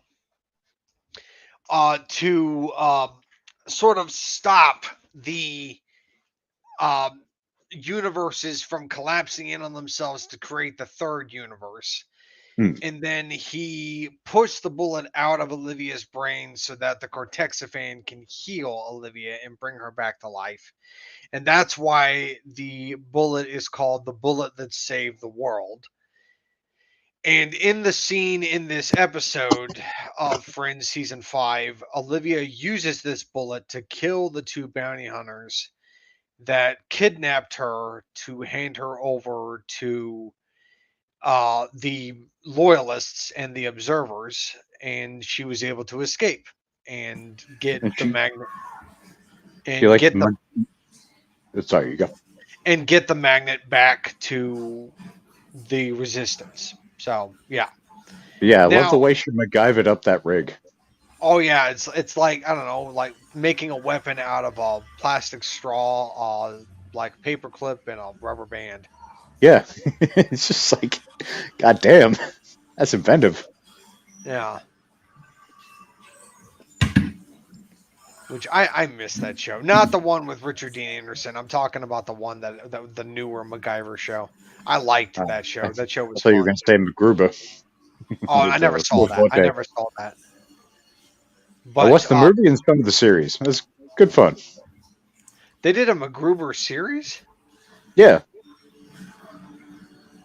Didn't like know that. fairly recently. I only watched the first couple episodes so far, but if you know what MacGruber is about, you pretty much know what to expect. But Yeah, it's good fun. but no, I never watched the original MacGyver show, but I know it stars Richard Dean Anderson, and that's it. I've seen pieces on TV here and there, like when it was aired on TV. When But I I was a did kid. watch. I did watch the revival of MacGyver with the new cast, and that show was fun. I liked it quite a bit, and it was exciting. It was a fun show, but it only lasted like 3 or 4 seasons before they canceled it. It's not a bad run. Mm, Anyone notable as MacGyver? no.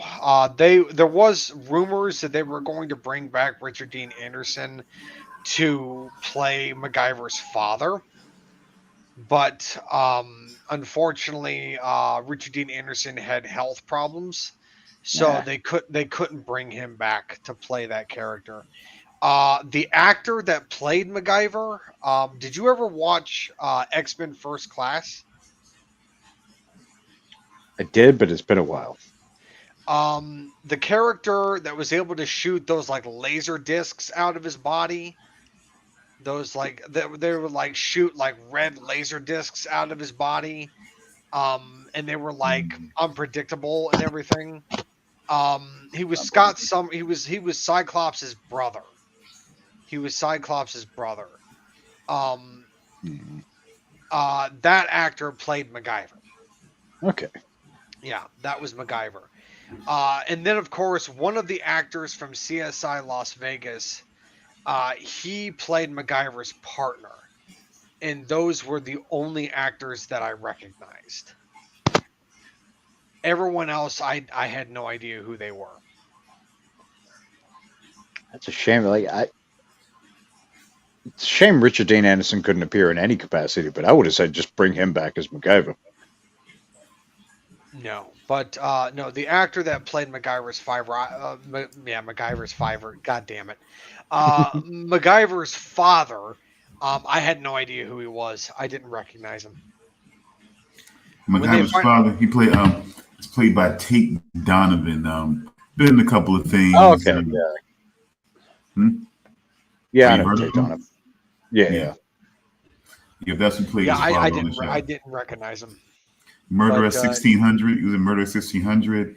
He was in a movie way back called Love Potion Number Nine, with the up and coming actress that was in that movie, Sandra Bullock. She wasn't the she wasn't the Who? main. Funny. this is an actress I've never heard of. Like, what else has she been in? Sandra Bollocks? She was in Did you say her name was Sandra Bullock's? Miss Sandra Bullock. She was in Miss Congeniality.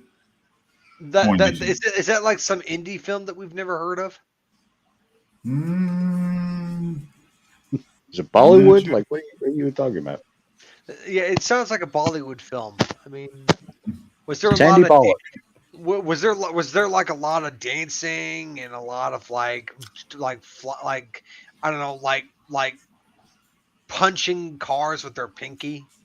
Like, it was a weird ripoff of like a much more popular film. Nope, it was more like porn. Okay. We'll have to Google this. Yeah. That is definitely not going to be showing up in my search history. So yeah.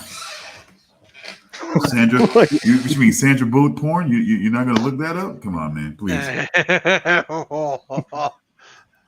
I'm not looking it up right now.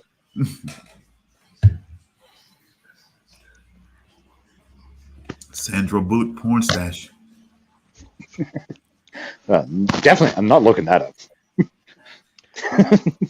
Sandra Bullock with a porn stash. I mean, come on. What the fuck? Pearl necklace, maybe, but not a porn stash. Wow. Hmm.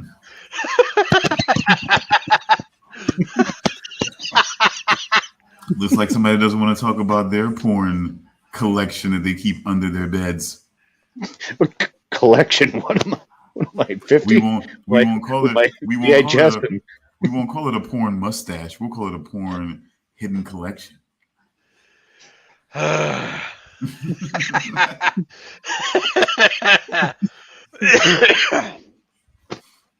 But let's see, because we only it's funny because we only have 13 episodes of this.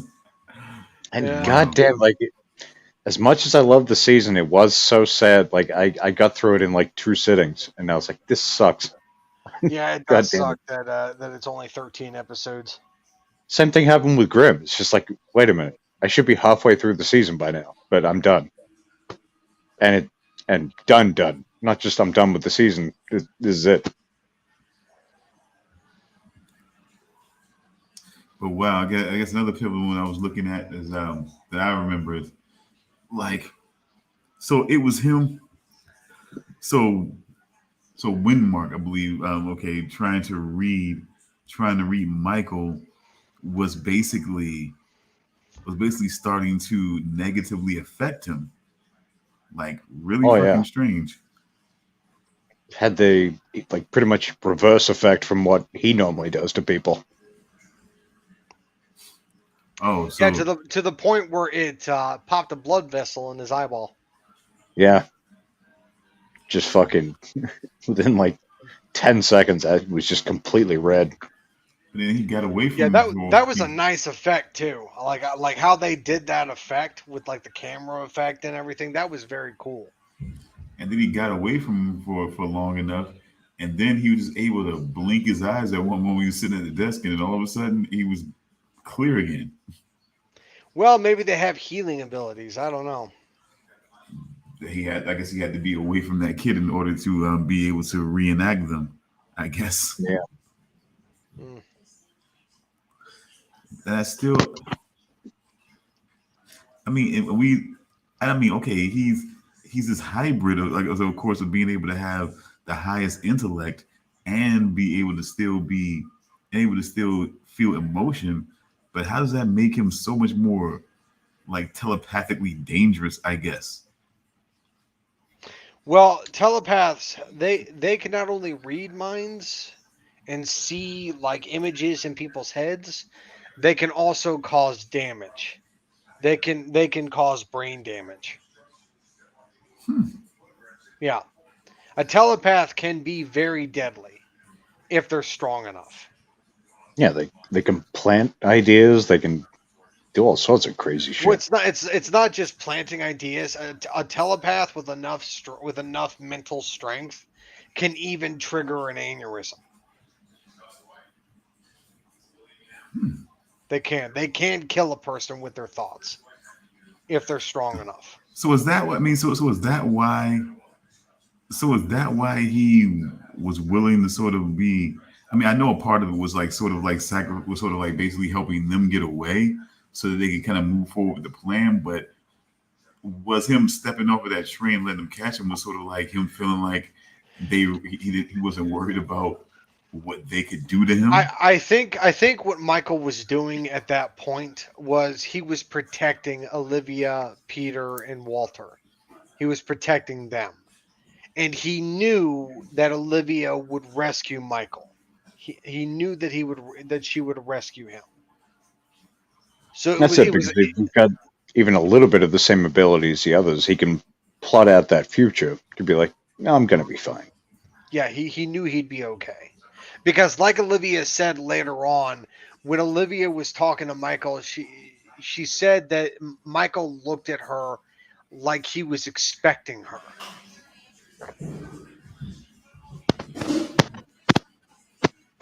Yeah, like Michael was expecting her to rescue him. So when Olivia got the cortexiphan treatments to go to the other side, back to our side, to the other side, and then back to our side again, yeah, it's like he knew it would happen. Okay, and let me ask you guys this: so how are you? So what is your? How did you guys feel about the shift in the energies? You know, as it were before. Um, I mean, of course, the asterisks were, you know, what I'm saying we're not adversarial ever, but like, how does it feel like with the dynamic and the exchange and the energies, and you know, it's more positive now, it's more cooperative now than it was before. Is that is that better? Does that, you know, so does that further the story? Did it further the story more for you, or like what was the feeling on that? I mean, that's pretty much how they left it, really. Like before the universes were Yeah, and I'm just separated. seeing, and I'm just asking how you guys felt about the shift and everything like that, and kind of because we are reintroduced back into it again. So I was just kind of seeing like how were you guys like really kind of receiving the whole shift, and they're not adversarial, they're not distrusting anymore. The whole exchange where both Walters are sitting on the floor by each other, and he's relating to him and everything like that, and just kind of going back to those things, and how we, you know what I'm saying, where we are at that point where she's asking Olivia, that the older Olivia, I guess, as it were, then, and older Lincoln Lee from her side to help her out and everything like that, and just seeing both of them hug and all this type of stuff like that. Just seeing like what is your feeling on that shift in the story arc to where they became, you know, I guess, friends, and you know, connected more on a positive level. I liked it. I felt like it made sense. Like even though like it's been 20 years in the other universe, just like it just yeah it felt right that things would go that way. Mhm. Yeah, I don't know. It's just I like be like I assume you're talking about Olivia going to the other side and being not hostile towards faux Olivia and everything. I'm just talking about like everything that even goes back to the Asterix and their connection. Walter, you know what I'm saying? Walter, you know what I'm saying? Both Walters, their whole exchange and relating to each other and everything like that. Um, Lincoln Lee making the decision to stay on the other side and everything like that, and just like how everything was starting to shift towards being a more cooperative and more positive situation between the two universes. I was just trying to check in and see how you guys felt about that shift in the story arc is all. You know, Yeah. I'm lead because we're and of course I'm asking about all of that because in this last season we see them reunited as we're talking about and everything like that, and just well, seeing Olivia is reunited with Faux Olivia and Lincoln Lee. good enough. So we Yeah. don't see Astrid from the other side. We hear about Walter, but that's all the information we get.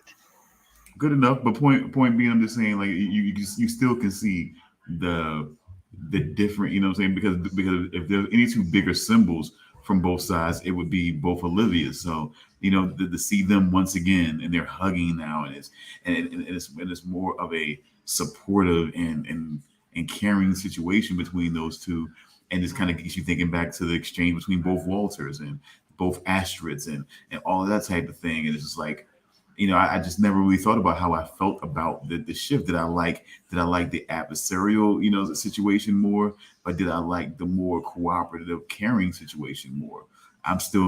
Me personally, I'm still not sure which one I like more. It was kind of fun to see them going back and forth, says, the venomous temptress, it's, Matahari, what have you done today? It's like,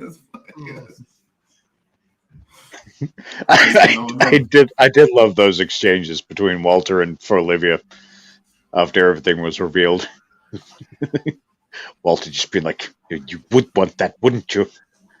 And then eventually it's sort of like, "All right, maybe not so bad." And then to see the efforts at trying to see like the exchanges, especially between the Olivias and whatnot, just to see like which one you liking more. I don't know. I kind of found myself it just seemed like there was just something a little bit more arrogant with the with Faux Olivia. It's like there was something a little bit more arrogant with her, a little bit more self assured. Than definitely a little more on the dark side than Prime Olivia. Definitely willing to do a bit more sinister shit quite happily. Okay. Yeah. Okay. I guess things that I don't see Prime Olivia ever agreeing to, like despite the circumstance. Okay. Did you want to cite an example? Was kind of just kind of refresh my memory a little bit. Pretty much everything she did once she came to the Prime universe. So you think so? So you think Olivia wouldn't have done that? I don't think so. I think she would have found a different way. I don't think she would have been quite so I guess sinister about that. I don't think she would have been quite as happy to just kill people and shit like that. I think she would have at least tried to find a different way to do things. Even with feeling like the other side is the enemy and they're at war.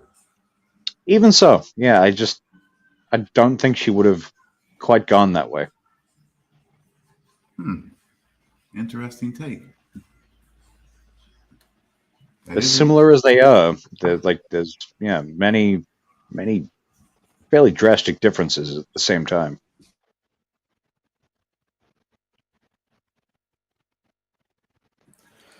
Because we didn't really ever see any evidence of Faux Olivia having that extreme empathic kind of thing that Prime Universe Olivia has.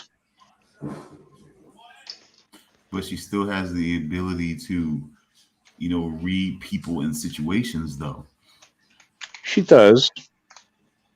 But, just not the same. Then I guess. I mean, like, it's, same but different in various key ways. In a funny little bit there, telling Lincoln after they helped tell Lincoln to stop checking out her younger, her younger self's butt.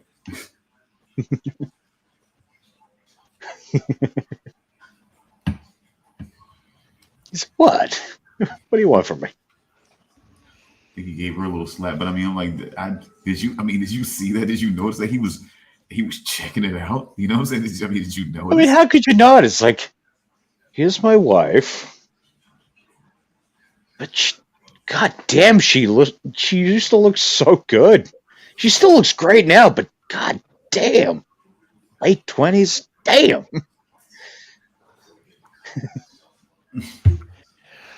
I mean, it is Anna Torv, so Yeah, so like I mean, I thought we established. I mean, Australian women are hot. yeah. For the most part, yeah, but you can And they keep surprising us. They keep turning up in places that we didn't expect. We're just like, aha! Aha! Another one. There's another one. Me and Charles are making an unwritten list at this point. But yeah, don't get guys too too blinded out there, guys, because they might get out there to Australia and find a real bruiser that plays for the rugby team. Yeah. I mean, yeah, they exist too, but I mean, hell, wasn't it like there was that meme that I saw one that it wasn't a meme, it was a GIF where it was. I think it might have been. It was rugby, but it was a women's rugby team where it was. It might have been Australian, maybe. I'm not sure, but it was a woman. Her face was just covered in blood, and she just kept just like jogging down the field, just minding her own business, and then she just turned her head and just spat the blood out on the ground, and then just kept jogging down the field like it was nothing. And I'm like, damn, I'm like, holy shit. And then of course the GIF just switched to like the male rugby team, and then somebody just bumps into the guy, and the guy just like pauses for a second, and then he turns his head, and he goes like, ah, and he just starts screaming and crying like a little bitch. And I'm like, what the fuck, dude? He just tapped you. oh, yeah, there's some Australian women that are tough, rough. Pick your starting letter. So it's like I learned one thing from that GIF that day. You don't fuck with women who play rugby, but men who play rugby sometimes are little bitches. Yeah, Yeah. it's gonna happen. Yeah. Even though I thought rugby was just like that was like a man sport, because that's basically football just without all the padding. Yeah, and just full contact. Just fucking. There's no there's no Yeah, it's a game. sensitivity. It's a game where there is a real possibility that you could come out either incredibly crippled or you could literally die. Yeah. Yeah. So instead of just standing there after being like getting a little love tap and you start screaming like a little bitch, how about you just get off the fucking ground and go play the fucking game? Yeah, some of the women playing sports. I was watching an Australian football game the other week with my mother, and we just like there was this player they kept showing, and we're like, that's got to be a trans, right? That can't be a woman. Looked her up. It's like, oh, that's unfortunate. Definitely a woman, but unfortunate. What was happening? What was happening? She was doing what? It made you thought she was a man? It's just a very unfortunate looking woman. Very, very manly. It's like that video I shared from baseball. It's like, hey, it's that chick from the bar. It's like, that's a guy. It's like, what? It's like, that's a dude. It's like, that's impossible. It's like, just look at her. It's like, I'm telling you, dude, that's a guy. I'm like,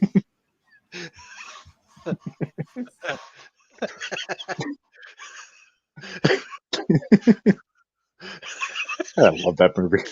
yeah, that movie's fucking great. I need to see it again.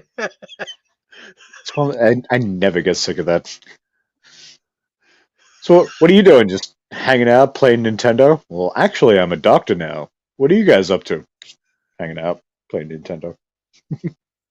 No. It's my favorite part of that quote is like, it's like, hey, it's like, what are you doing? It's like, well, I'm a doctor now. It's like, Oh wait, Skidmark Steve. His name was. They called him Skidmark Steve.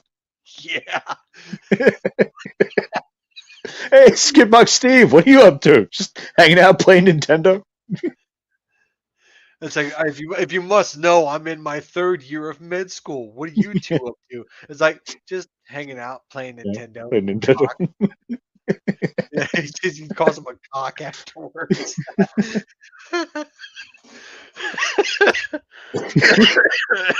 It still blows my mind that movie wasn't written by Matt Stone and Trey Parker.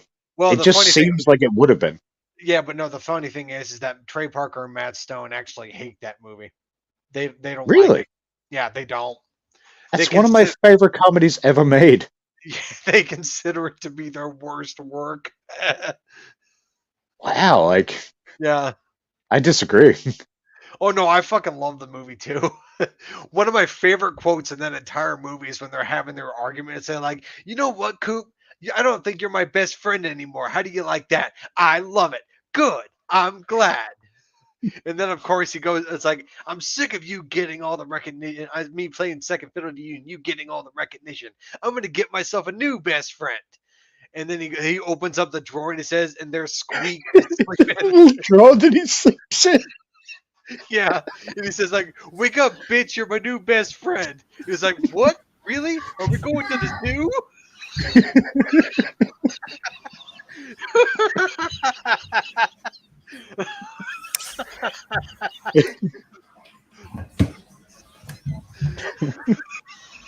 God, I hate when I miss the joke. Ah, Just quoting basketball.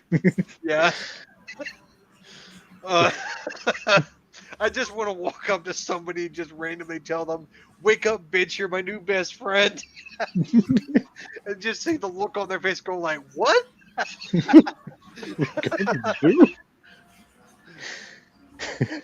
so Uh, oh my god, I love that movie so much. Oh, so how do we feel about the ending? the final episode. I don't know. It's just the episode pulled a lot of heartstrings to me. It's just there was It that did. scene where they were watching the video that Walter left for Peter, and Peter just broke down into tears. And Walter said that he was his. Walter told Peter that he was his very favorite thing. It's just like I got choked up at that scene. Like that scene was really rough to watch. Like it was tough. It was really tough to watch. Like it was, yeah. Man, it's even tough to talk about right now. It's like, ooh, man. But no, it's just yeah, it was rough. But and then of course at the end when they were fighting the loyalists and they were doing the whole back and forth and they opened up the portal. Donald took Michael and they were getting ready to go to the portal. Michael gets shot, and I'm like, I fucking knew it. Like a fucking stray bullet too. Yeah. It's just like I knew that Donald was going to get shot or something was going to prevent him from going into the portal because that always fucking happens. It's like they always come up with a plan where the character that was originally supposed to carry out the plan finds a way to get out of carrying out the plan because somebody else decides to take his place, and then something happens preventing that other guy from taking his place, and so the original plan has to go through, and it's like, well, here we go. And I'm like, yeah, I fucking knew it. Something happened to Donald, so now Walter has to carry out the rest of the plan. And I'm like, there we go. This always happens. Bobbity boopy. Yeah. Like, I just went full Italian there, man. Come on. And I'm not even Italian. Clearly. Clearly, sir, because the only time I heard Bobbity Boopy was on Super Mario Brothers. Yeah. Or Family Guy. When Peter put on I was going to say, I think that, yeah. where Peter went into the Italian deli and just started going bobbity boopy to the Italian clerk, and the Italian clerk just got pissed off. Never saw that episode. I don't think. Jeez, I saw so many. I didn't think I would miss one. Maybe, Yeah. Peter puts on a very big mustache and thinks that automatically makes him Italian, and he just starts going bobbity boopy. Fucking hell. Oh, I'm going to hell. All right, but anywho, the finale. Yeah. Let's get back on track over here. Yeah, exactly. Get back on track over here. Bobbity boppity, my mother. Ayo, maron.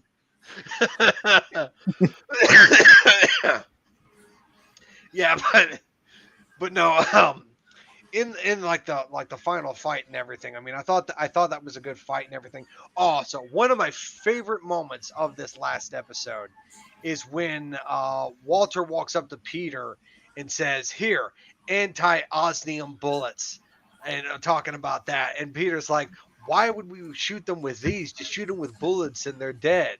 And it's like, because it's cool. Because it's And- cool. And Okay. I just look at the TV and I say, "Yes, Walter, that is cool." And then when it actually happens, I think doesn't Walter like say like, "See, that was cool," or does Peter say that to him? Like, there's a little callback to that. Yeah. Peter does actually say that. Yes, Walter, that is cool. Yeah, Yeah. that was cool. Yeah. And I'm like, you know I what? did- Now I want to see something like that. I want to see like bullets that make people float in the air and all that. That would actually be kind of cool. I I know did how love that those- sounds. Yeah, allegedly, or whatever. Okay, Whatever. hypothetically,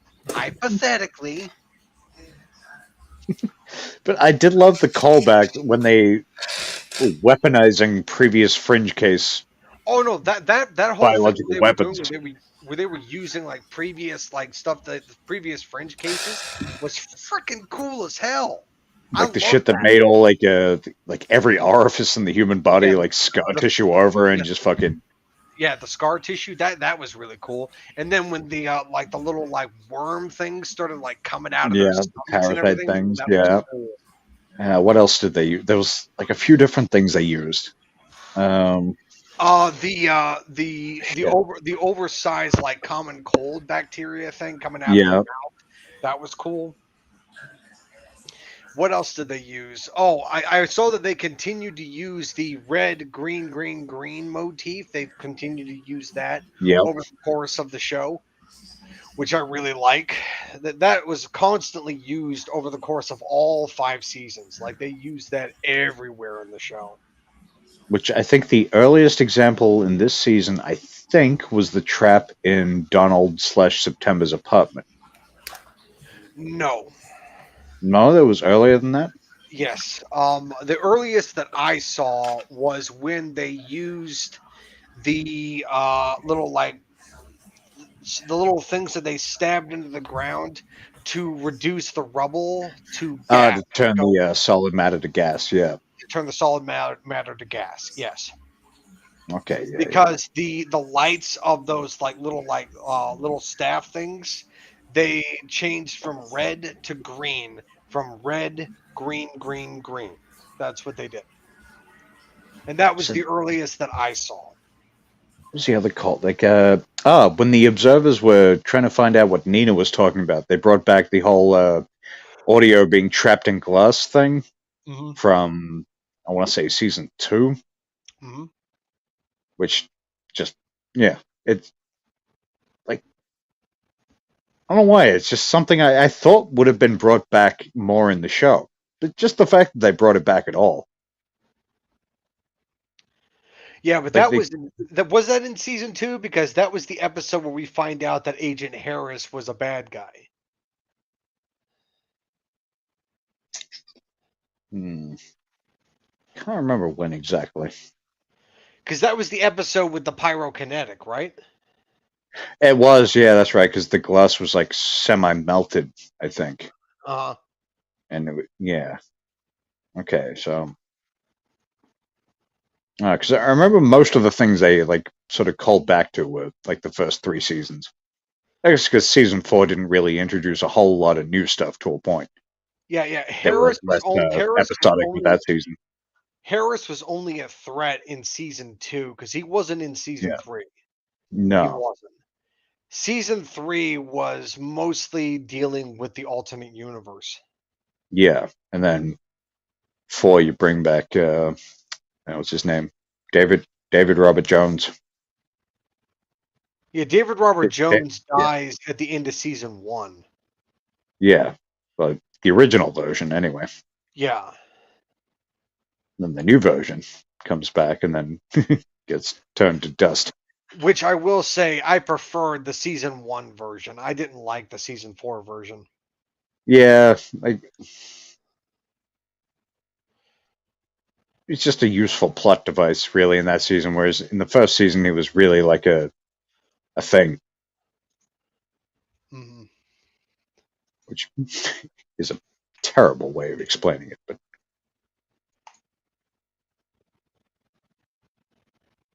I still do think that final the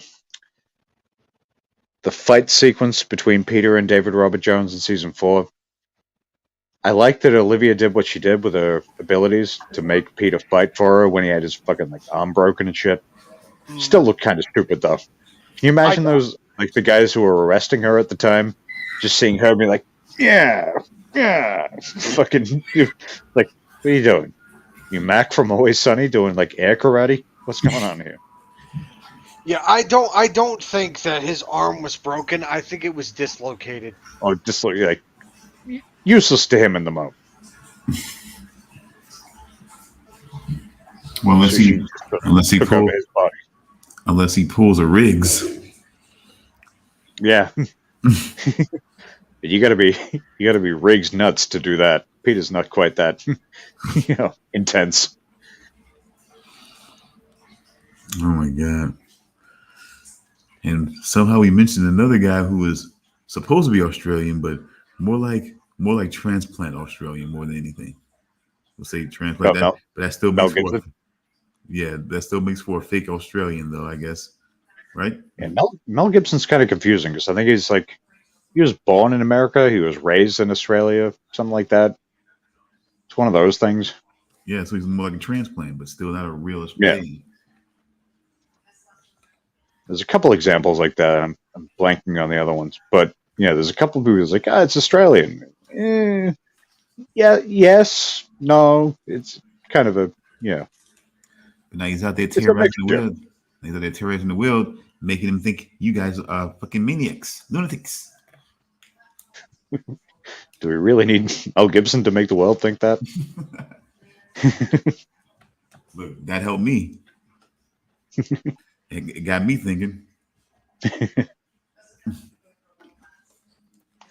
No, you know what? See, I was gonna say the Bushwhackers, but they're from New Zealand. Don't even go there. I'm just saying. I realized that they're from They said they were from New Zealand, so I wasn't gonna New go. Zealand. Huh? New Zealand. You know, say like New Zealand. You know, oh God, really? Like he spits on them. Jesus Christ. Fucking Kiwis. Yuck. Don't shit on them. Don't shit on them. I love Flight of the Conchords. And Keith Urban. Carl Urban. Keith Urban's that. Keith Urban is the country singer, dude. Yeah. But he's Jared Fogle. No way. That's a. We're not doing that again. It's a callback. If you're one of the 3 people that watch this show regularly, if there is even 3 of you, you get it. Yeah, we're not going down that rabbit hole again. No. I was listening to a podcast where they were talking about some of the details of that documentary. Oof. That guy was oof. Want to talk about monster. Damn.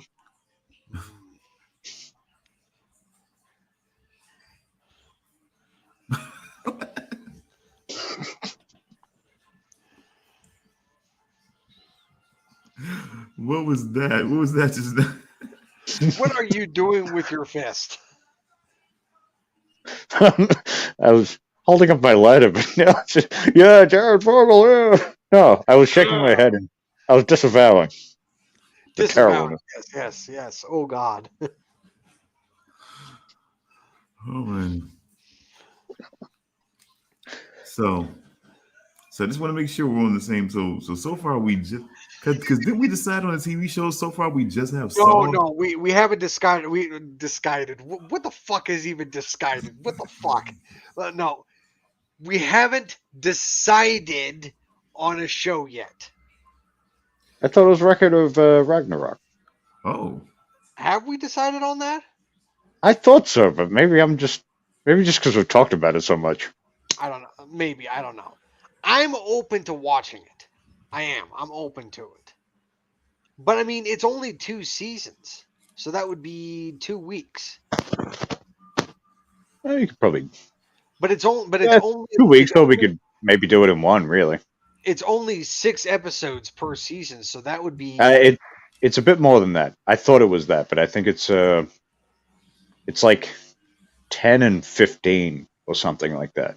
So 10. Either way, pretty like it's like 10, and then so I think season 2 is 2 parts, something like that. Okay. Either way, like given that only like short episodes, pretty easy to burn through in a week. So we'd be able to do both seasons in 1 week. I think so. because I mean, We managed to do like 22 episode seasons for these longer shows. they're up like because they're like 24 minutes a pop, pretty much. Oh, so they're 24 minutes per episode. Yeah, so it's pretty much the same as doing a 1 season of Fringe or Grimm or whatever, really. Okay. Maybe less than even if you take away credits and shit like that. And then, like, should we do the Continental?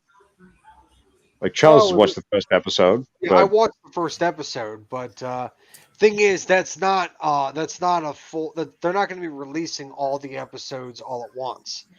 no, And but it's like I was thinking as like a weekly thing. Well, I mean, Oh, next week a will be 2 episodes, but then it'll be the final the week after. Well, yeah, I've already watched the first episode, but I'm not. I didn't reveal anything because you guys haven't watched it yet. At least I don't think Stone has.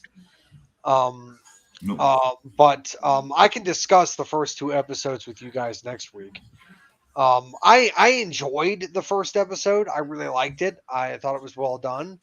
I'm looking forward to watching the next episode, and then I can discuss the last episode with you guys when you guys watch it. Like, yeah, Okay. Stone, are you down for that, And- or should we just and, like wait till they're all done and then do all 3 at once? Quick question: once the Continental is finished, do you think we should also watch the John Wick movies afterwards? Because it is connected. I mean, I would happily go through those again. Yeah. I only watched them like recently, especially 4, but Yeah. 3 very good movies I would happily go through again. Yeah, I mean, I've watched all the John Wick movies, and it's been years since I watched John Wick 1 and 2. The only ones I've watched recently are 3 and 4. But I watched the first 3 back to back, and I really wish I'd waited for 4 and just watched it in a big bunch, because 4 only like it came out like a couple weeks later. And I was like, damn, it would have been like a nice big marathon, but still. yeah. But no, John Wick 4 I did enjoy. It was a good movie, at least to me it was. But the way John Wick 4 was set up, I don't see them doing any more after that. I really don't. Nonetheless, it's like Stone. You've seen 4, right? Not quite yet. Okay, well, I kind of have to try to figure it. I won't really say much, but it was a nice cap on the series. That's all I'll say.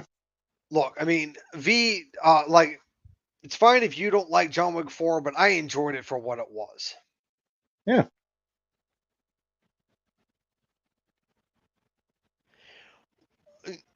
I don't really blame Keanu Reeves for saying he wanted to quit. I don't really blame him. And it's not like the man wanted to keep going forever. Though I The do man, recall seeing an article about him and the creator or the director going out and like having like a bunch of vodka together or something and deciding they probably will do 5 at some point. I don't know what 5's going to look like, but I don't know. I mean, the man's in his 50s. I mean, if he wants to quit, I say let him quit. I think he's earned it. does not look like a man in his 50s. He doesn't, but I mean, I'm sure that doesn't mean he doesn't feel like he's in his No, 50s. that's it. That shit is, it's like, it's got to be more intense than The Matrix, or at least close to, like, as far as choreography and training and, you know, getting that shit fucking spot on like that. Yeah. But no, it's just like I said, it's just if he wants to walk away from John Wick, I say let him. If that's what he wants to do, I say have at it. And hell, he has Cyberpunk going on right now, and that doesn't require a lot of physical activity. He's just doing No, motion capture at this point. which I And really got to get myself a PS5 for that. Because I love yeah, that. Like, I played it when it came out. For all the issues, I didn't really have as many as other people did, but I fucking love that game. oh And yeah, he was perfect at it. in just a couple of days, it's getting the Phantom Liberty expansion. Yeah, It, which from what I gather is, to a point, almost a complete overhaul, oh yeah, alongside a whole bunch of new it's content. completely changing how the police are handled in the game. It's also changing some of the gameplay mechanics of other features. It's introducing a new character called Solomon Kane. I think not Solomon Kane, Solomon Reed. Is that Um, the Idris Elba character? yeah, the Idris Elba, yeah, I almost said Idris Elba. No, Idris Elba character. Yeah. Yeah, he's going to be in it, which from what I've heard from people who have access to the expansion early, they said that he's really well done. People like the character quite a bit. Unfortunately, you cannot romance him. Oh, So yeah, that's unfortunate for certain other people. I don't care about that. I don't give a shit. you don't want to give his Idris Elbow a little smooch?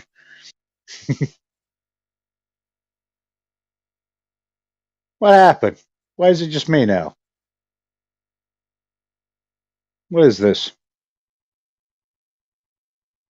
So because I said Idris Elbow, I meant Elbow. I was making fun of Charles. All right. That's Well, rude. I'm gonna Ah, there you have we're gonna have to cut this short. I have to go. Fair enough.